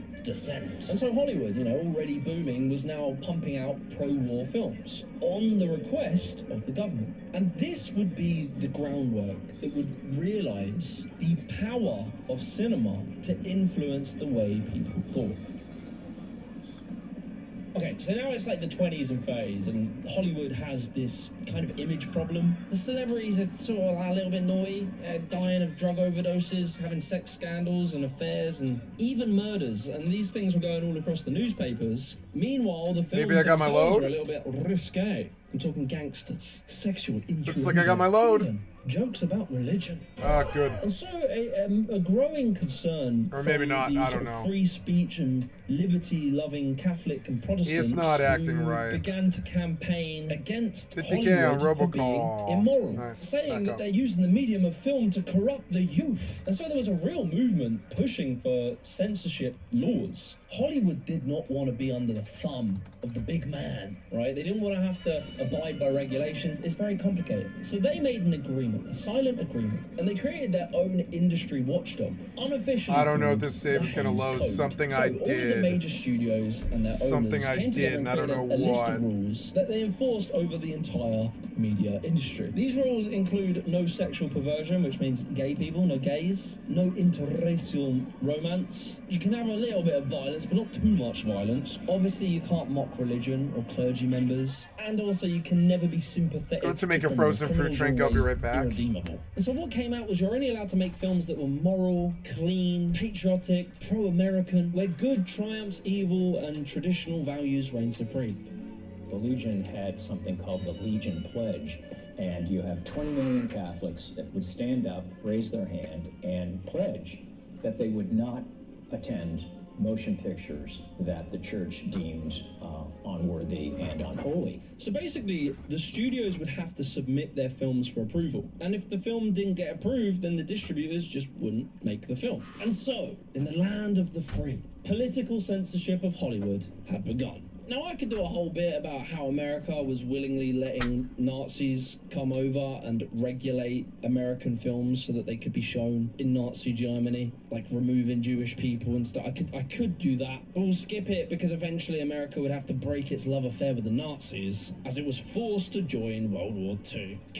So by World War II, the propaganda machine was really built and oiled. It was ready to go. And World War II presented an opportunity for propaganda to be taken to the next level. They created the Office of War Information, the OWI, in 1942, and the Writers' War Board, WWB. Because obviously America have to pretend that they don't like censorship and stuff like this, so these were privately run boards, but the government guided them and funded them. So, you know, and the way it works is that filmmakers could submit films to this board, and if they liked it, they would get major funding from the American government. I mean, sorry, the privately run business, yeah. And like, yeah, you could get funded. Just make sure you don't show America as like weak, divided, racist, or imperialistic. Just, you know, go easy on us. Now, obviously, I'm not saying that anti-Nazi propaganda wasn't needed. Of course it was. But by doing this, they had created a precedent in Hollywood. You see, after the OWI was dissolved after the war, government influence into Hollywood didn't disappear. It simply went behind the scenes. What is known as the military entertainment complex created a pipeline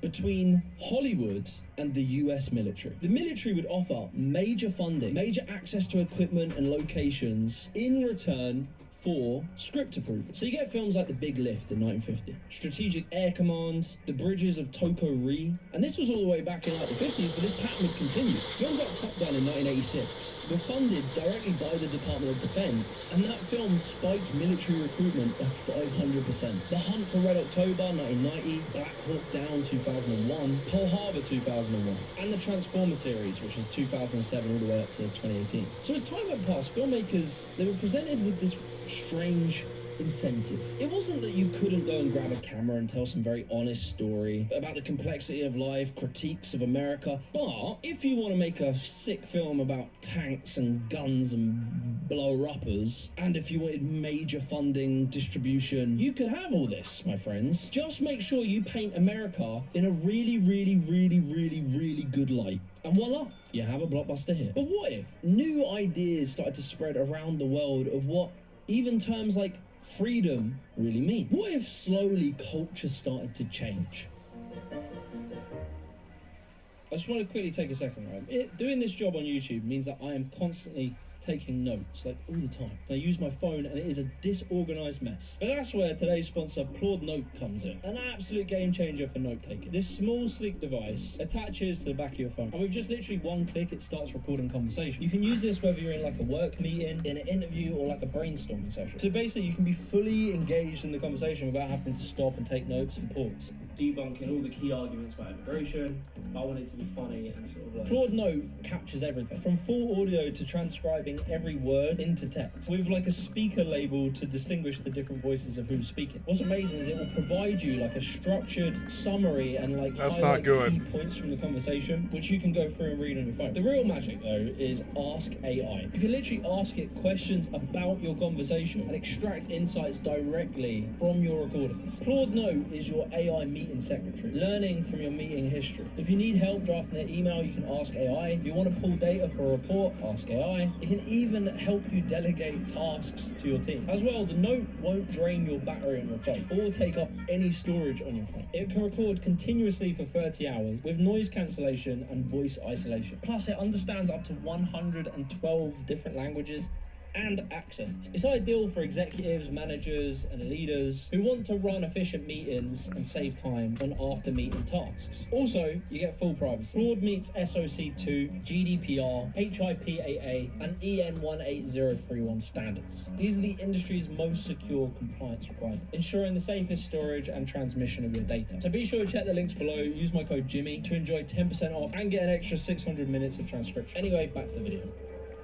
So next time you're in America and like at a bar, just grab an American by the hand and just whisper in their ear and say, healthcare should be free. So if you do this, there's about a sort of 60% chance that they will have an aneurysm. And if they don't immediately die, their heart will race, their lips will quiver, and they will sort of spit at you. But free healthcare? No, wait, you can't have free healthcare because free healthcare is communism, and communism is evil. I don't believe that our government should be responsible for providing all of us health care. I do not like the idea of that. I don't want the government picking what I can and cannot do.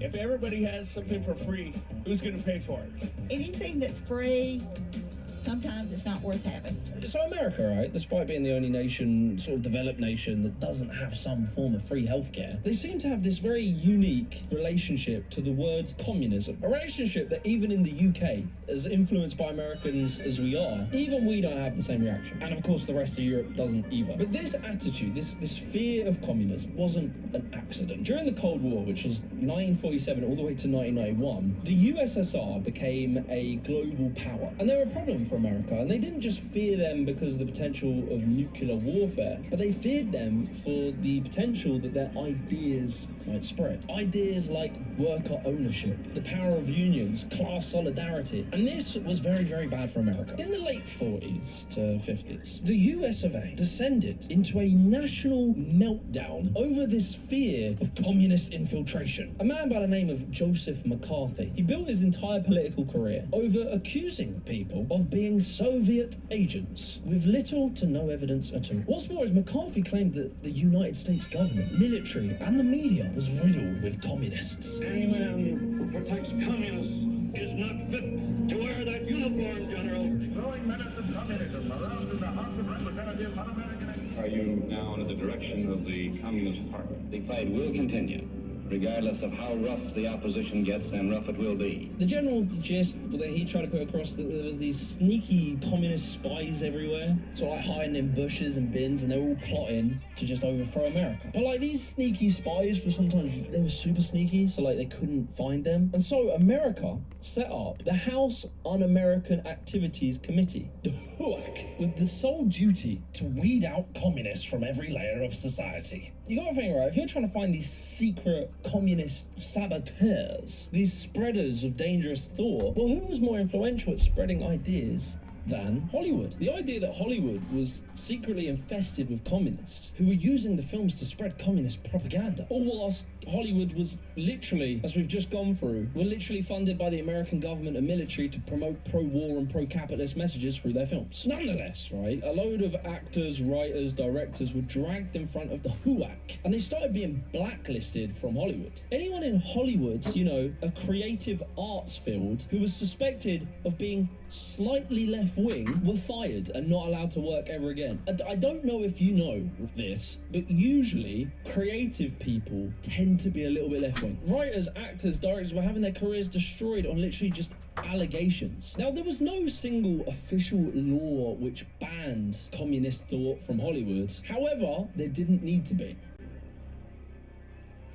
And this created an entire culture of fear across the industry. Collective action, class solidarity, unionizing, any idea that was potentially even perceived as being pro-worker was now being labeled as communist and traitorous to the very foundations of America. So let's just think, right, you're a director and you're thinking of making a film. How likely do you think you're going to use your creative freedoms to express any critique of America, capitalism, the system, or promote workers' rights? Do you think you're going to do it? No. You're much more likely to make a film about some dope fucking boxer bro traveled to Afghanistan and single-handedly took on the Soviet Union.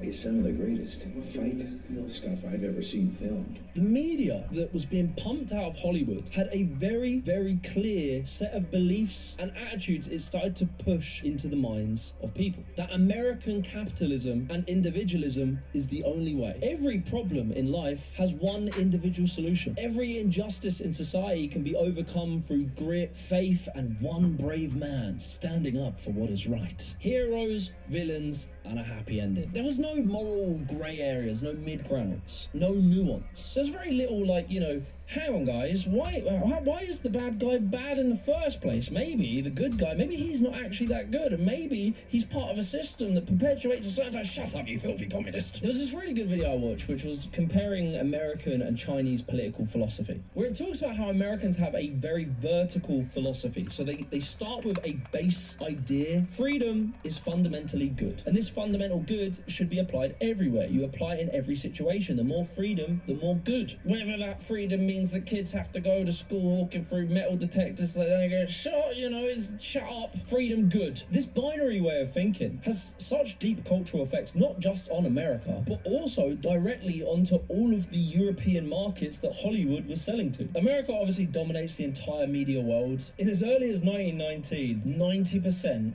of films shown in Europe, Africa, and Asia were American made. Now, it wasn't just like fair game because like Americans are sick. It was basically just ruthless capitalism. From Thomas Edison just putting loads of patents on film equipment, making it impossible to get films into the American market, to the Americans just coming in and buying out whole film industries, crushing the competition, and just pumping their films all across the world. Britain, Germany, Italy had a really thriving film community. Like after the war, when Europe was rebuilding itself, part of the deal to receiving money from America to repair was to open up its market, especially to American films, because they knew the power of films to sell messages around the world. I'm sure the neoliberal revolution of the 80s could not have been done without some assistance from Hollywood messaging in films. We had a very deep pivot in the way we used to think about society through the 1980s with Thatcher, as we embraced very American ideals. Ideas around like the government being tyrannical, the British socialism that came before it was one singular step away from being Stalin. It tried to reframe society that like big businesses were our saviors. The mind is an attribute of the individual. There is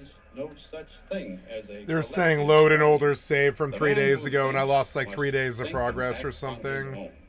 Maybe. I don't know if I can even get that to load, though. It cannot be subordinated to the needs, opinions, or wishes of others. We very specifically moved away from a collectivist attitude towards society, that we're all part of a community and we work together to help everyone, and toward an attitude that we are actually a nation of individuals fighting each other for our slice of the pie. Greed, for lack of a better word, is good. Greed is right.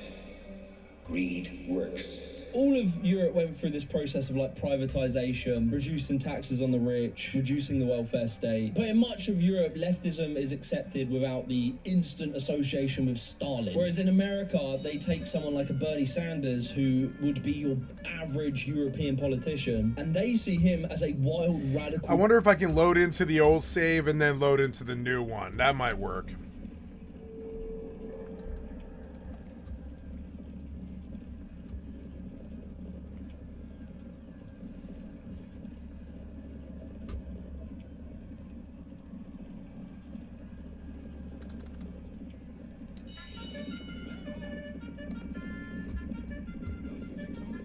Communists who will make a dictatorship of America. But this attitude particularly affects Britain because, like, when you look at a politician like Jeremy Corbyn, they sold the same communist sort of Red Scare tactics over him. Jeremy Corbyn has always attracted support from the far left, but there is support for Jeremy Corbyn even further to the left.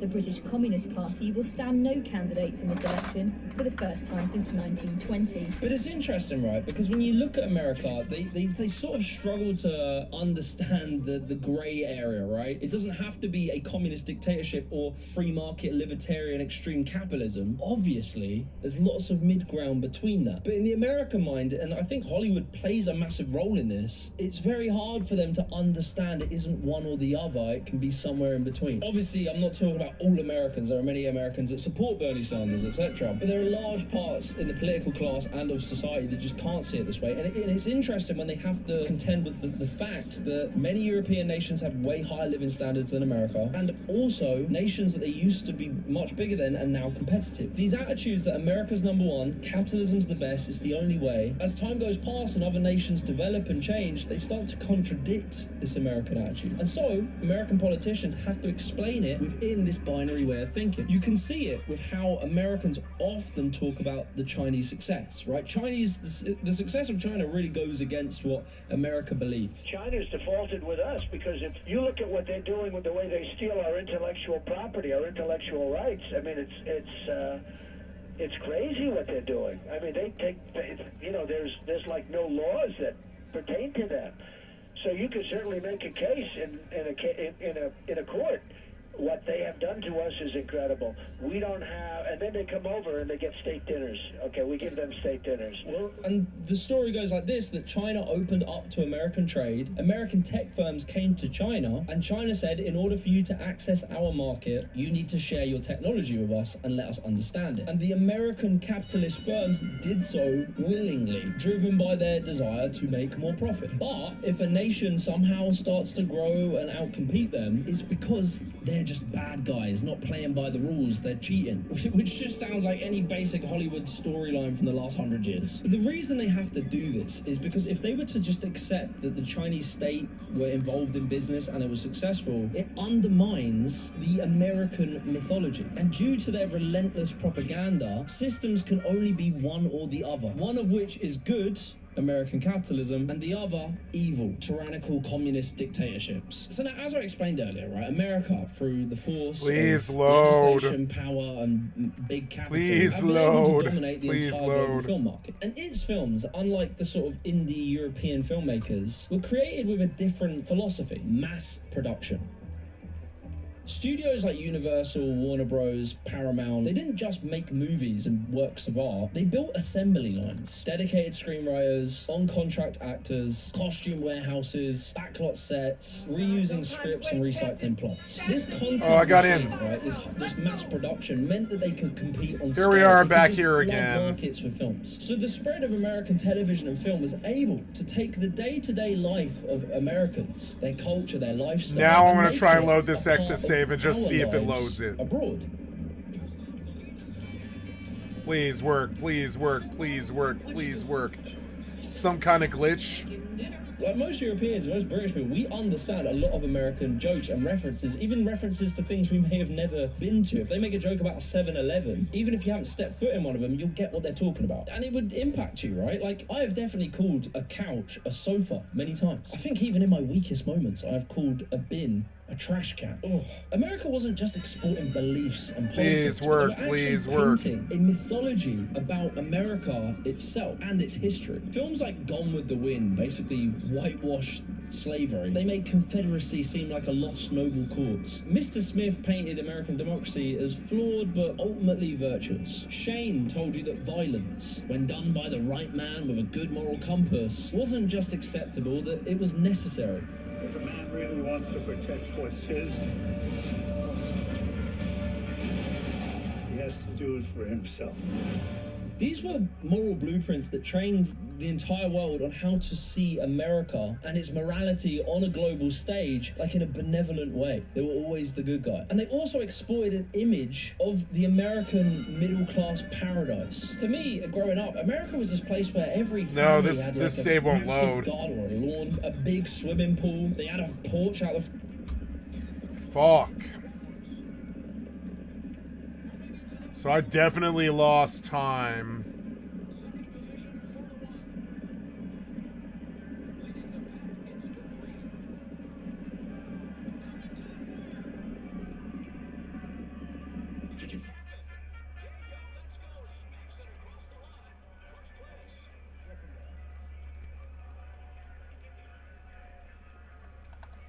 It's a glitch save. I've got to bomb out.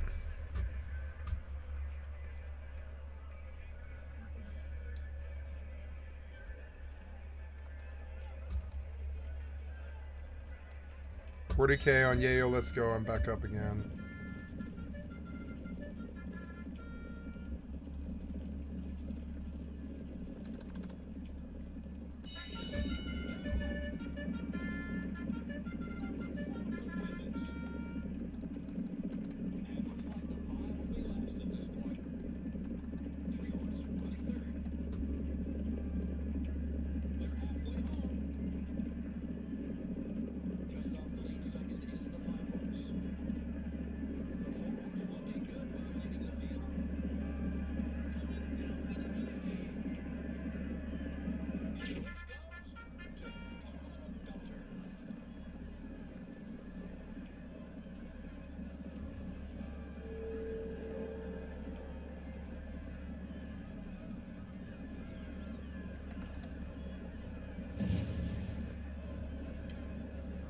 I keep installing mods which means that, and I should move to hardcore and just keep in personal characters, because I constantly, if I'm just going to keep installing mods, I'm going to get frozen saves that borks my characters like this. Now, I don't know. I might be able to get a save that doesn't bork.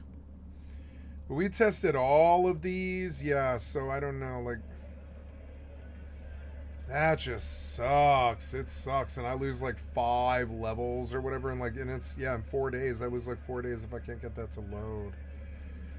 Well, we couldn't get the exit save. Maybe we can get number 5. Let's see if we can load 6 and then number 5.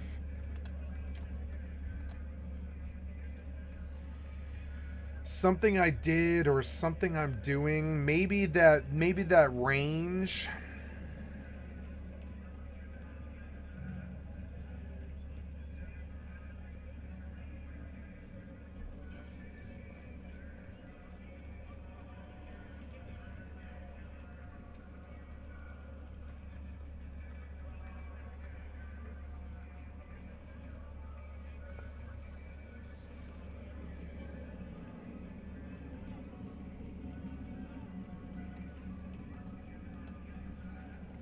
Loading the mods is just painful. I don't want to go back this far, but I will. Because I wasn't getting an error until I either messed with... Maybe it's that range. That range might be broken on the ship. It might not like going from the ship to the range. It might need an outpost terminal. And maybe I shouldn't ever do that again. Put the range on the ship. That might have borked my save. This save will probably load.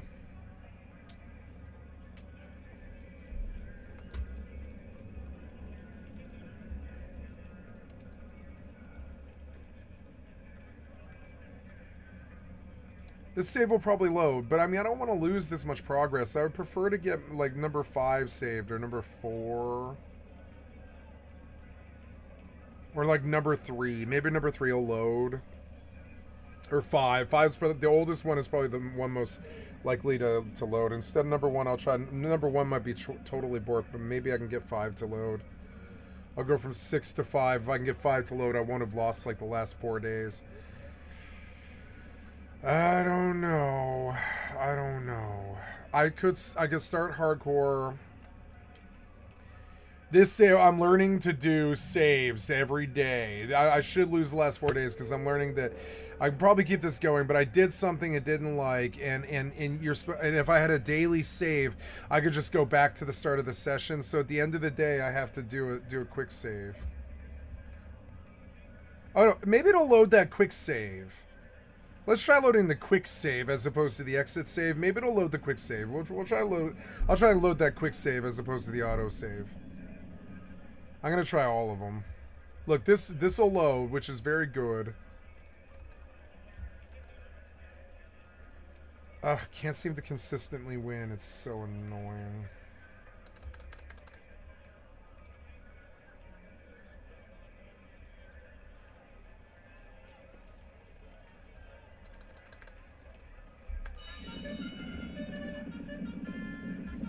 Please load, please load. Yes. Okay. So we know that I didn't lose the save yet, but let's throw a bunch of time away just trying to get into this quick save.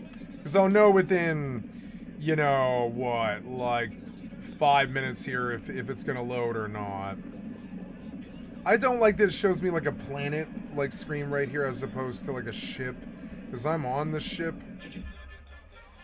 I think I did something on the ship that borked my save, and I'm guessing it's probably that range. I can't put that range on the ship, and I should delete it.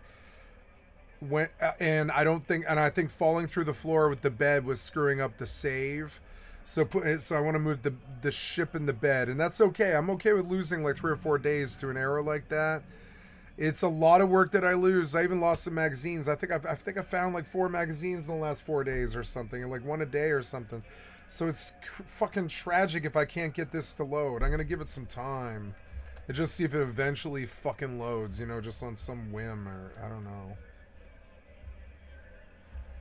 Downtown Renown, son of a bitch. I'm not winning like every bet. It's so annoying.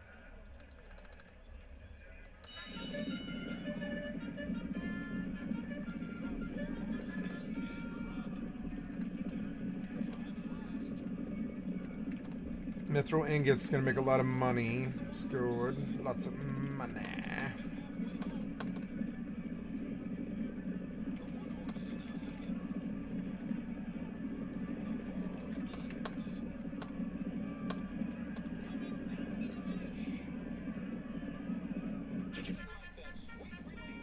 Sweet relief. God damn it. You keep robbing me. You're so annoying.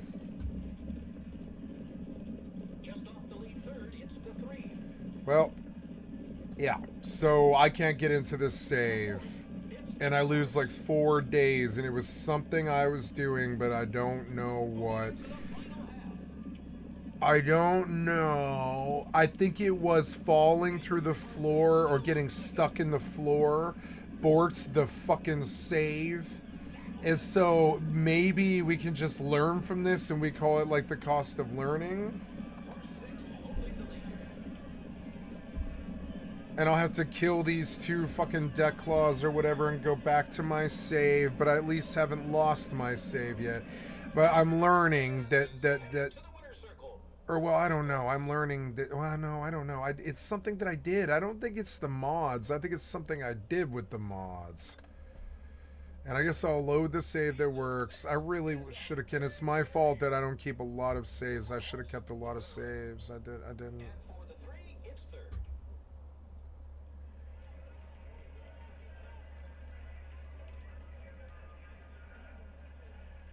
Fuck. I wonder if I can get into the save if... No, oh yeah, okay. I wonder if I can get into the save if I turn off all the mods. If I just get in, if I turn off all the mods and get into the save and then save. See, now Starfield's acting all weird on GeForce Now. I don't really understand.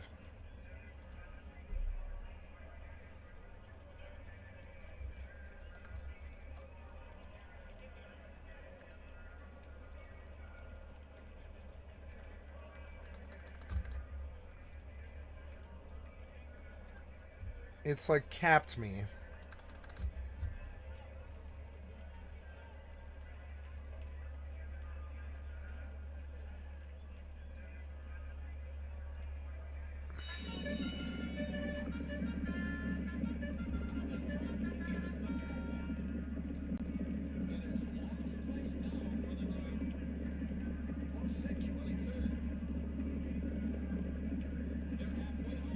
Wait, what?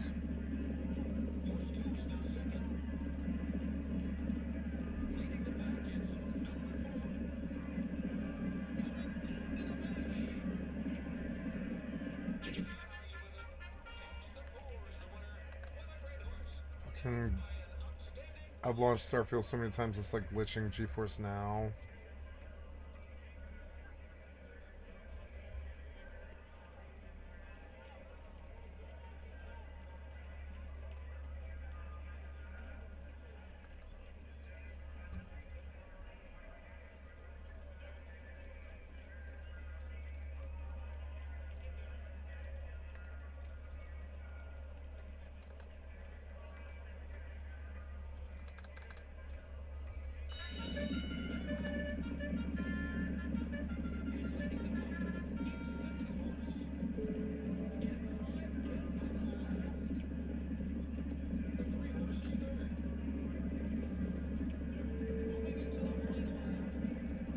I want to see if I can get into my save without the mods.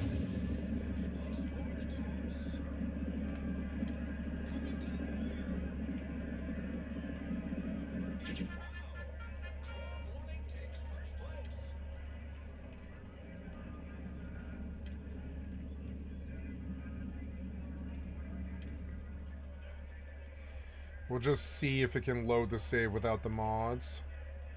I'll get in, I'll save, and I'll turn the mods on. Is this save corrupted? It might be. I mean, yeah, it might be. It just might full-blown be fucked. What do I do? I have work to save and I've lost some days, but that's okay. That's video gaming, I guess.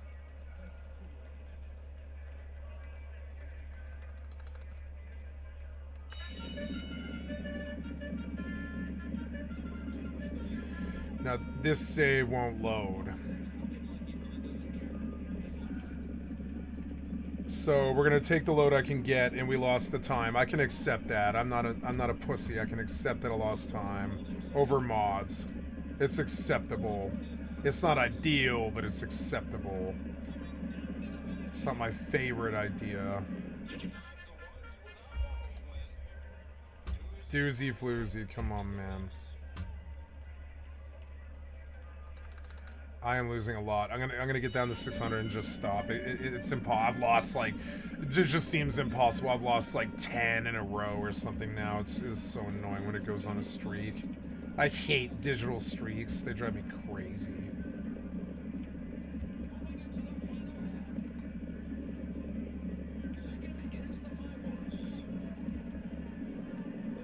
Castle Crashers.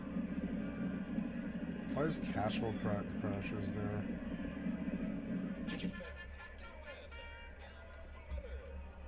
Hey, I won that one at least.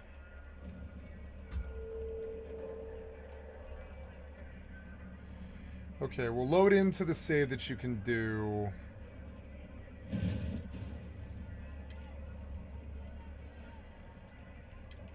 And we'll try loading into that last autosave.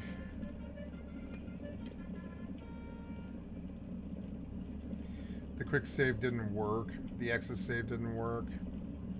None of these are going to work. But I mean, losing 4 days is better than losing the save. And I learned that every day I've got to make a save. That's my fault. It's like my fault. Or I could have gone back to yesterday's quick save. Every day when I get in and when I get out, I've got a quick save.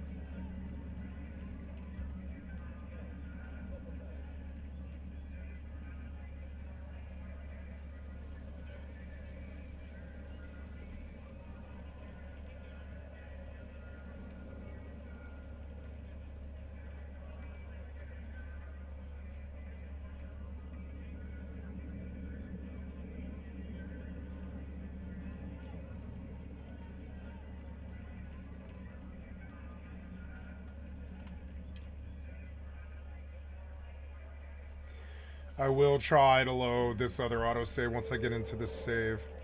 To just see, because it's the last thing I can try. If that doesn't work, I'll just start from this save again. It's fine.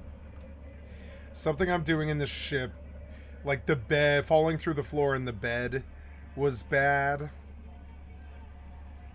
Putting the range on the ship was bad, maybe, or at least where I put it was bad, because then if you get stuck in the floor, it glitches the save.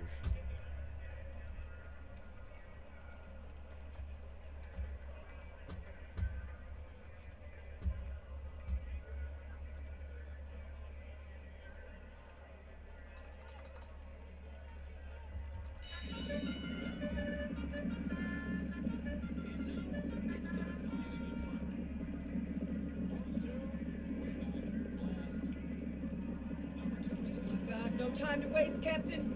Stash the EM and pull some firepower.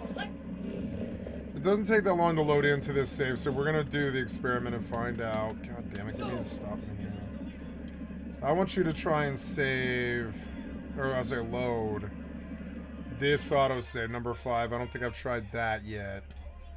And we'll see if you can just load the save. I fucking doubt it, but maybe.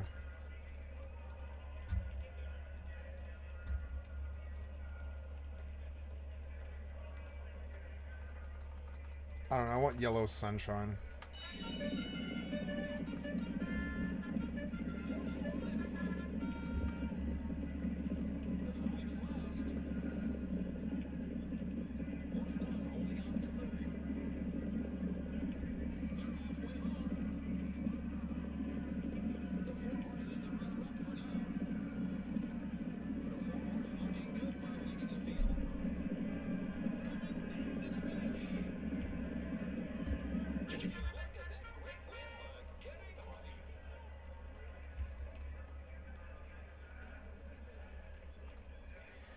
Earlier manual saves fixed these problems for some reason.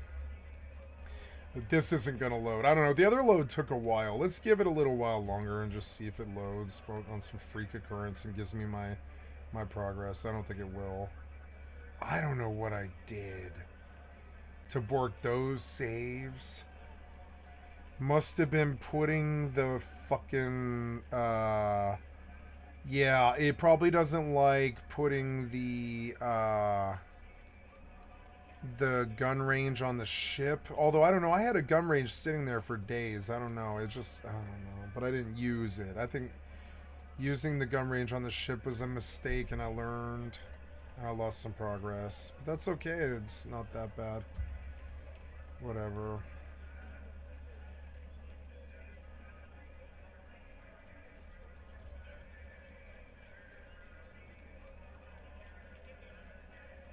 It's borked. It's fucked. I can't load that save, which is so fucked up. I lost like 4 days of work, which is so fucked up. I can't believe that. I can't believe I'm going back to like 3 days ago or whatever it was. Bethesda.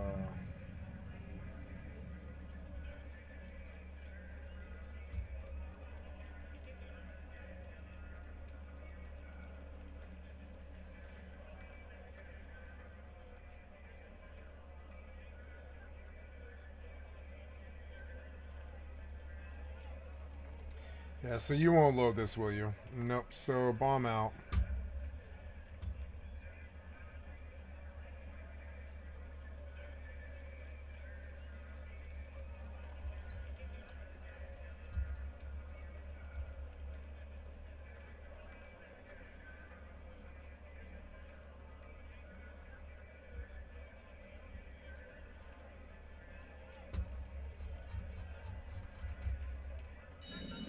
Something I did.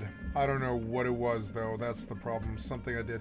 Something I did with this ship. I think it was...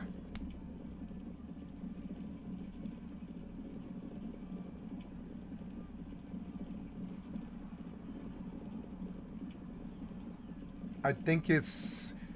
Yeah, I think it's putting the bed in the wrong place and falling through the floor. And a combination of that and borking the gun range, and that stuff borked those saves, and I lost like 4 days of work, and it wouldn't have been 4 days of work if I was keeping a daily save. And I've got to remember to keep daily saves like a lot.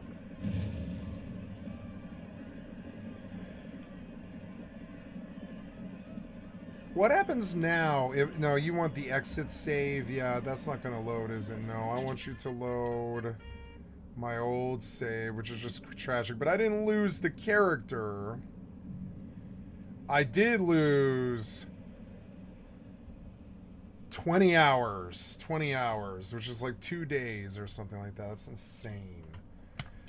But I'll do it, I guess. I'll load and I'll save the game, because I'd rather keep the character going, you know?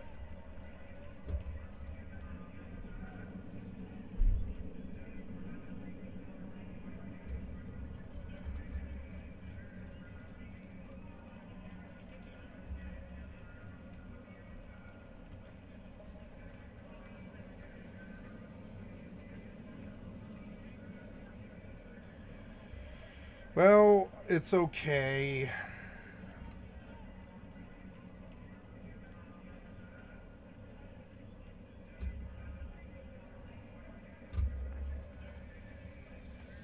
Fucking annoying.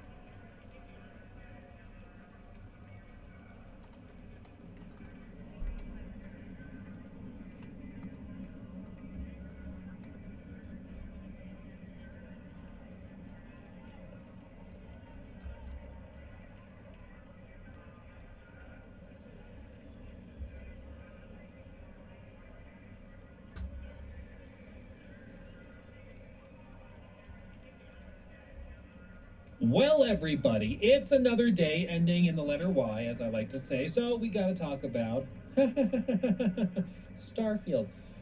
Turns out there is an actual qualitative update that seems to be in the works. Now, as you know, they've not done anything in a year, just about. When Shattered Space launched, that did not go over super well, and then they went radio silent. They released pretty much nothing but paid mods and stuff like that. But they said back in March they have exciting things coming, but they really have not revealed much of anything at this point. We don't know. However, there have been some people scrubbing the code, thousands of lines of code by hand, to see if they can find anything interesting. And somebody over on Reddit actually did find something. Now, what's interesting, though, is that the subreddit, they posted it up again.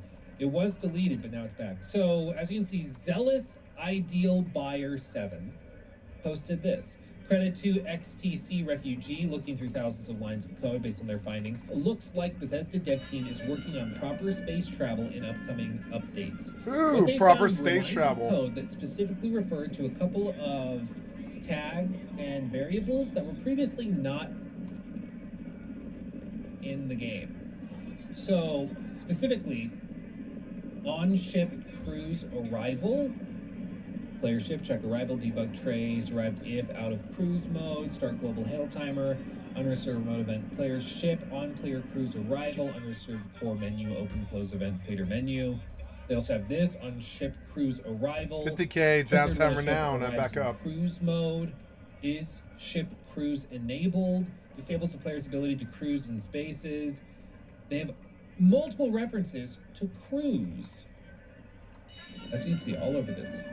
All over the code. This is for space travel, not seamless space to surface travel. First image shows that after exiting cruise mode, a random space encounter can be triggered. Small patch has been updated that removed all instances of this since apparently it got leaked. So after this drop this morning, they went in and deleted these chunks out of the code, and so you can't find it anymore. However, I guess it's 23 hours ago, so it's technically yesterday. But what could this be referring to? What could this be referring to? Well, there is a mod called Astrogate that allows you to go seamlessly from planet to planet. So, as you can see here, I think they're going to try it. This is kind of how it works. At least the mod. Where you go and you are in the planet's atmosphere, you spin around, and you basically select your target destination somehow. Again, this is the mods. This is not what BGS's version will necessarily look like. But as you can see, they kind of pull up, they aim at the target location or planet or whatever, and then they activate it, and you see sort of a seamless travel. Now, it's technically not seamless. They're just putting a video of the transition over the load screen that typically pops up to cover it up, which is how a lot of this works anyways. I'm not saying it's necessarily a bad thing, but just covering it better. So this plays out, and then this is over the load. Get out of my barrel, B-word. And then it closes, and you walk out of the jump. So this replaces what you previously had to do, which was open those were like 2 or 4 different menus to fast travel. Cruise mode is expected to probably be something similar. Maybe you can just set up a cruise mode, something where you can cruise mode and search for super fast.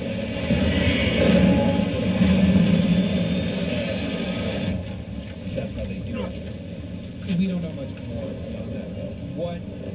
If you recall back when the game launched, you technically can fly between them. Space to a planet in Starfield. Here's what happened when I actually got there. Fuck. All my shit's all fucked up because it's like old, but Just clip inside it. You just went right through it. Why don't you despair? Whatever surprise. Am I inside Pluto? What happens if I turn around? Basically, what she did was she left it to fly towards Pluto for 7 hours. She woke up about every 30 minutes. She did it, I think, overnight.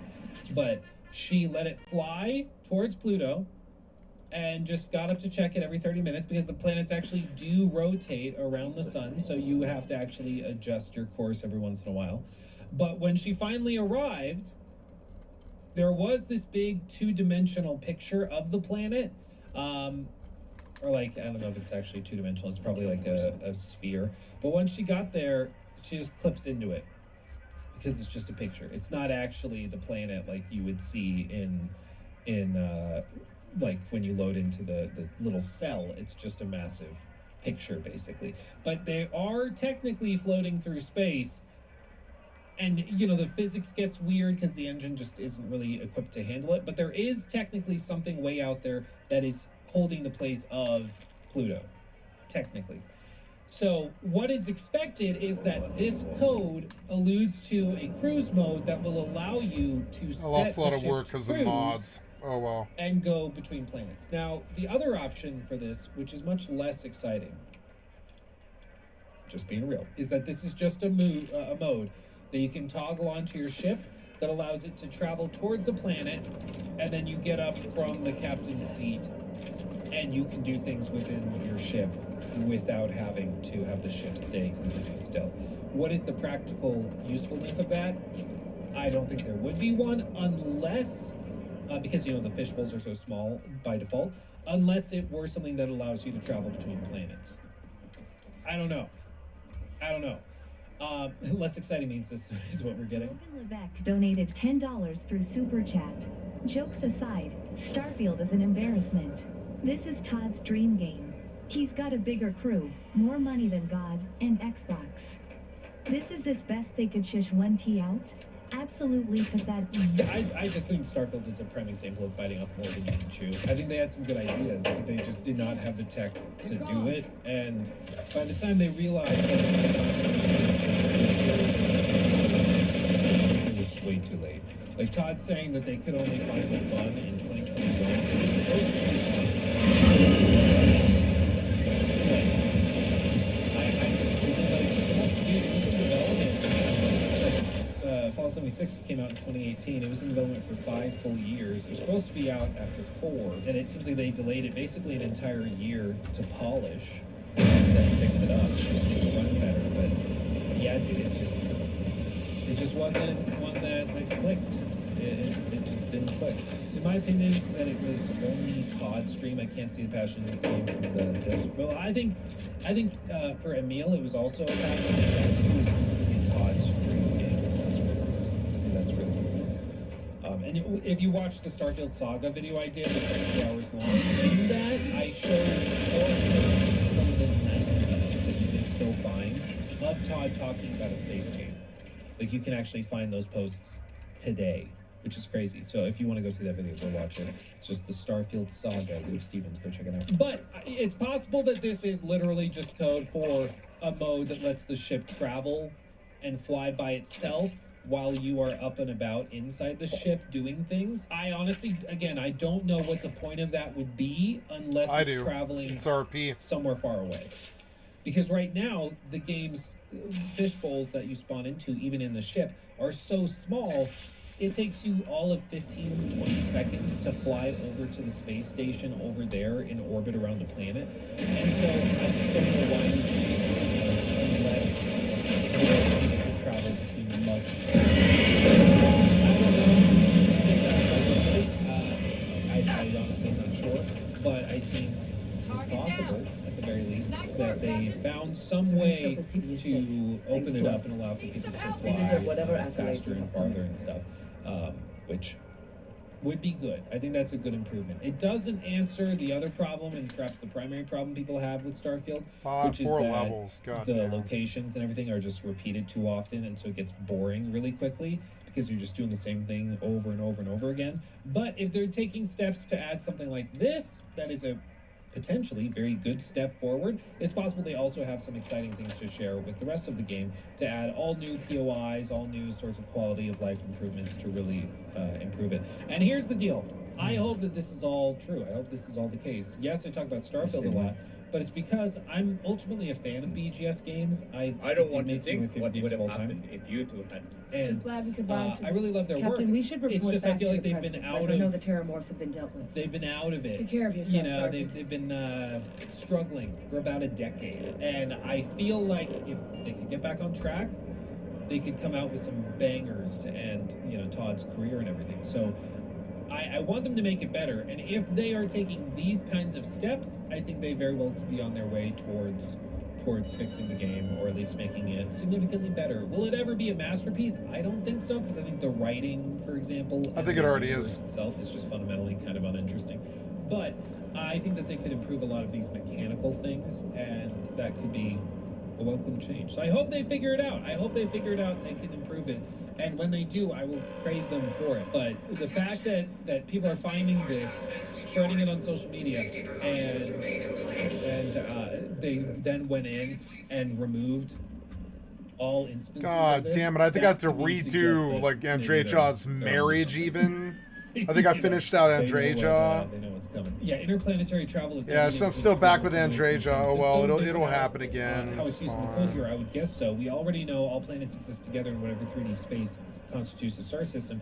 It was just that ship speeds were too low to get from one planet to another without it taking a long ass time, which is absolutely realistic since even light needs time to travel between planets, but it doesn't make for a compelling video game experience, which is absolutely true.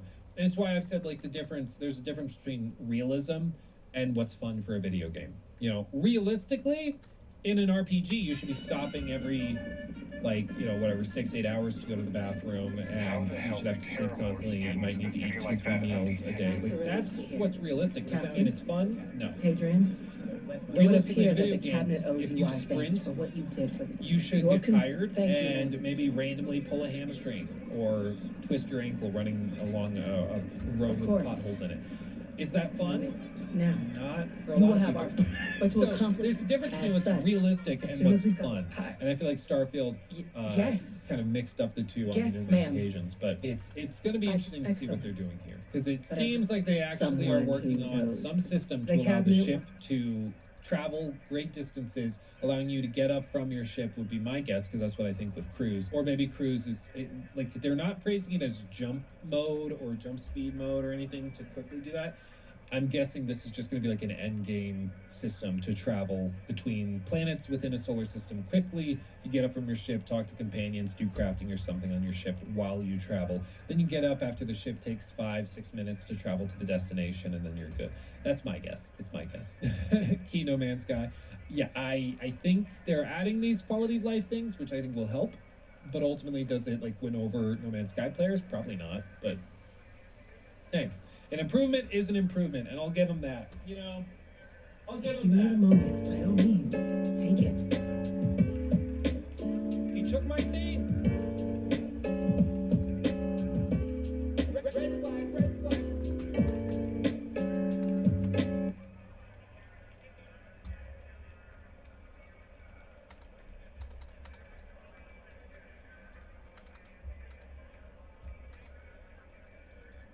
We do. In exchange, we're willing to fast-track your citizenship upon collection of the data. So, will you help us?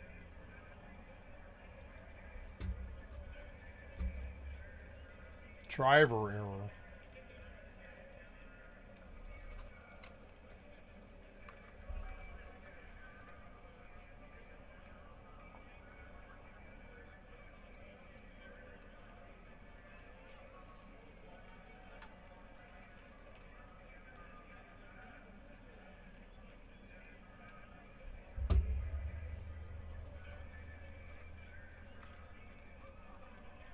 Driver error.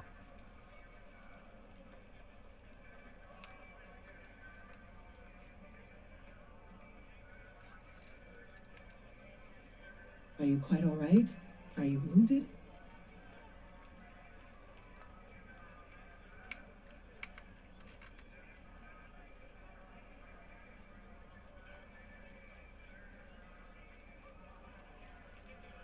Driver error.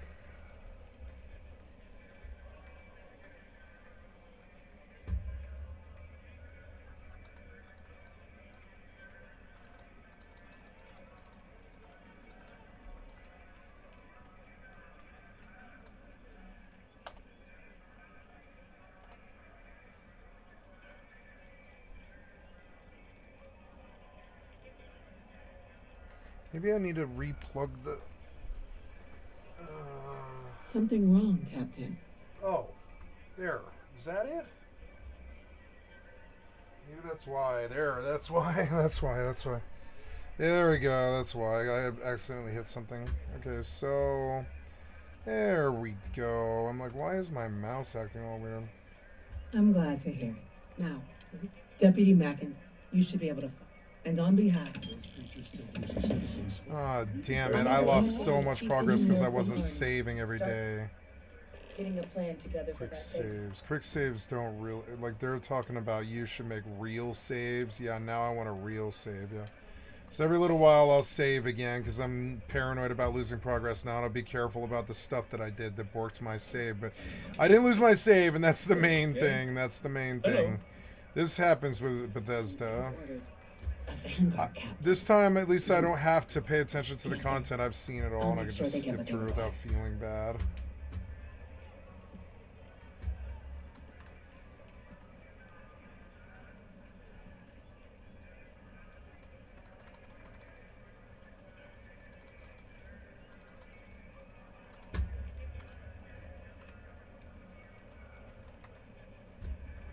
That must make you my vet. I heard I was also Chief Yassine. We're going to do, and that means access to. You see, now the youth get them both. I couldn't agree more. Both ambassadors. Now, and I do know that, but it does mean we. Where do you want to start? Now, official. Use your experience. Who knows? But my. Certainly. You see intel, but getting. So, no, but there's us. All right. And take the official line is that my suggestion. She's also got.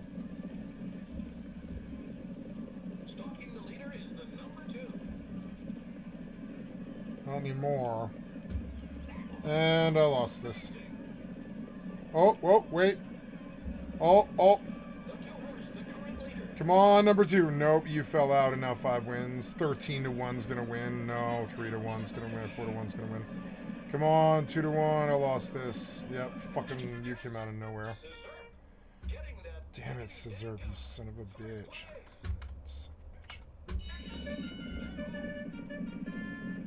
Ambassador Balmore. When the rest are. He's. They're claiming to.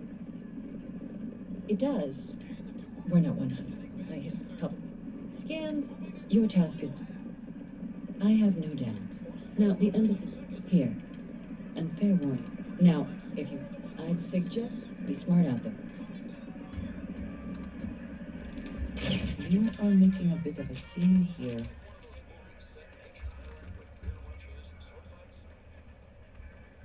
Did I win? I did. Nice, 745.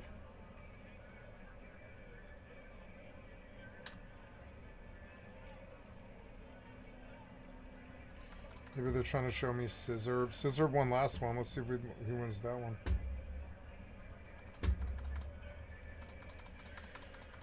Sussy. Hello.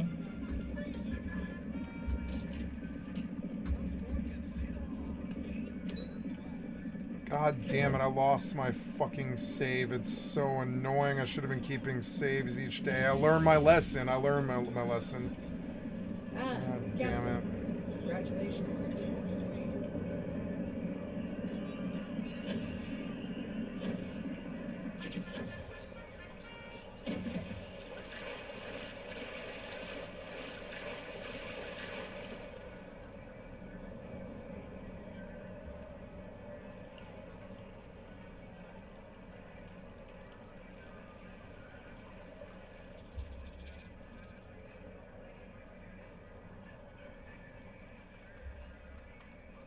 You are a visitor? Something saucy. Visitors are only allowed in the lobby. I wonder how many times one side or the other has threatened to close this embassy down over the years. Security still can't protect their own spaceport. The UC never fails to disappoint.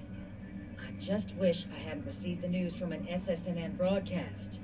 We have a strategic advantage to maintain, Mr. Long. Of course, ma'am. I'll make sure it doesn't happen again. Excuse me. Are you supposed to be in here?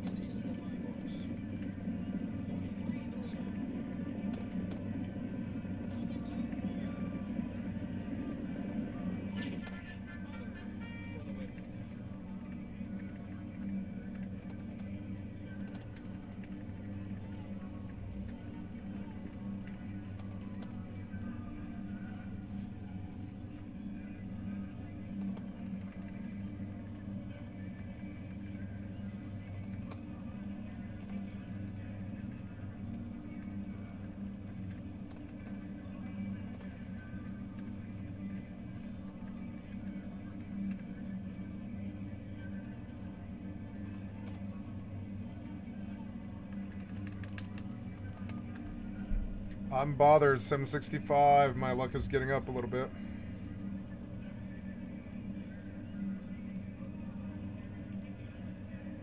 For bouncy blessed.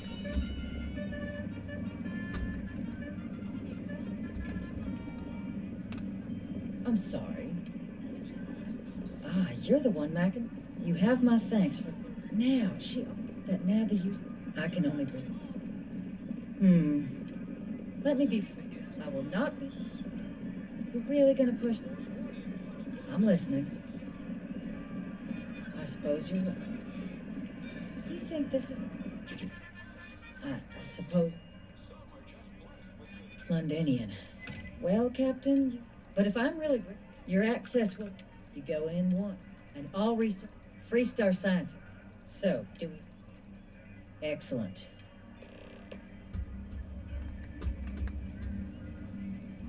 This building is Freestar sovereign territory. 60K on bouncy blessed. I'm up to 815. Suddenly the luck turns.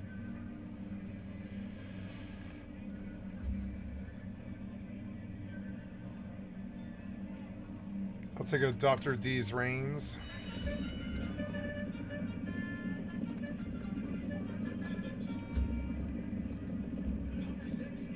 I lost days of work, 20 hours or something, but that's not that bad on a fucking whatever it is, 500 hours save or whatever. It's not that bad. And there.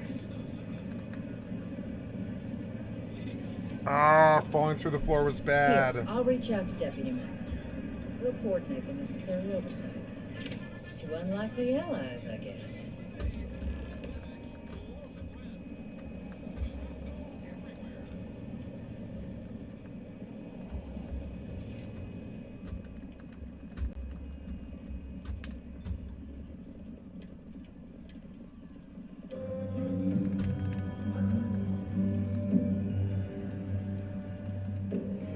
I lost a lot of work that I did in the last 2 days, and it's demoralizing me.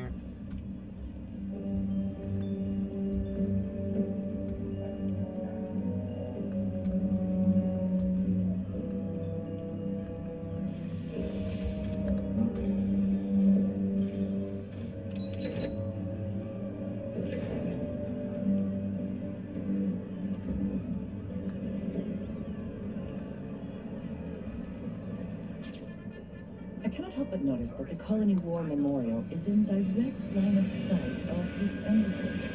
I suspect that was very much intentional.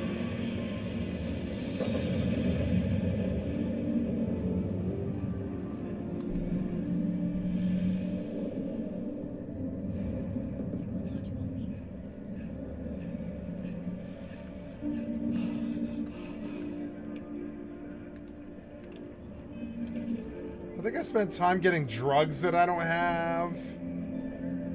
Yeah, I did. I spent time getting drugs I don't have. I lost a lot of progress here. Fucking annoying. But I still have the save, and that's what matters. I should always be able to go back to the day before, and I keep installing mods which I'm beginning to understand. Every time I install mods, I basically lose a character. So every month I lose a character, and that I should maybe just start a hardcore character and lead this character to gather dust. I don't know. She's intact and she keeps climbing levels, but I think hardcore would be like would feel better. But Lord, starting over sucks. It sucks so bad. I could just turn hardcore mode on, I suppose, and save only when you're like on beds. Invade grenade. God damn it! It didn't want me to win that. Salt and sauce. No, this is the achievement-free save that's not supposed to corrupt like this. I just accidentally made mistakes, like using the mods the wrong way, I think. It had cost me some time, but I'm demoralized today, but I don't think it really matters. I'm gonna have some juice, maybe some sugar will make me feel better.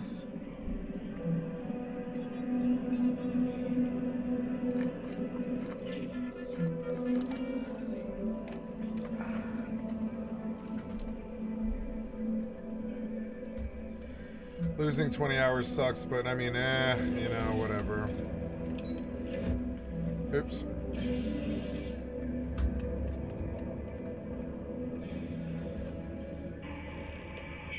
It's so strange that now, for all reasons, is my first time inside this place.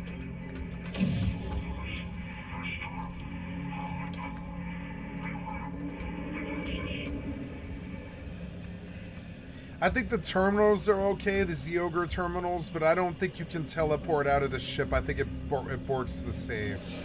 Yeah, that's what I'm going to assume I did here.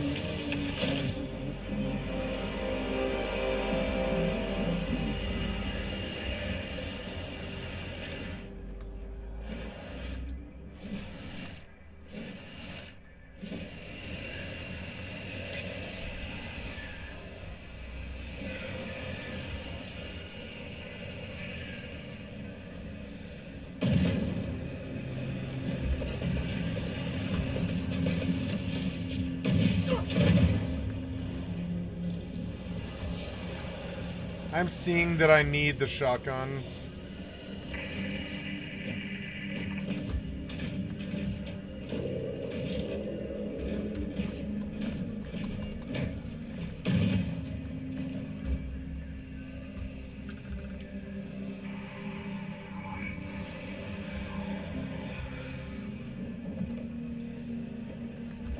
God damn it, I hate losing progress on single-player games. I should technically be making a 76 character.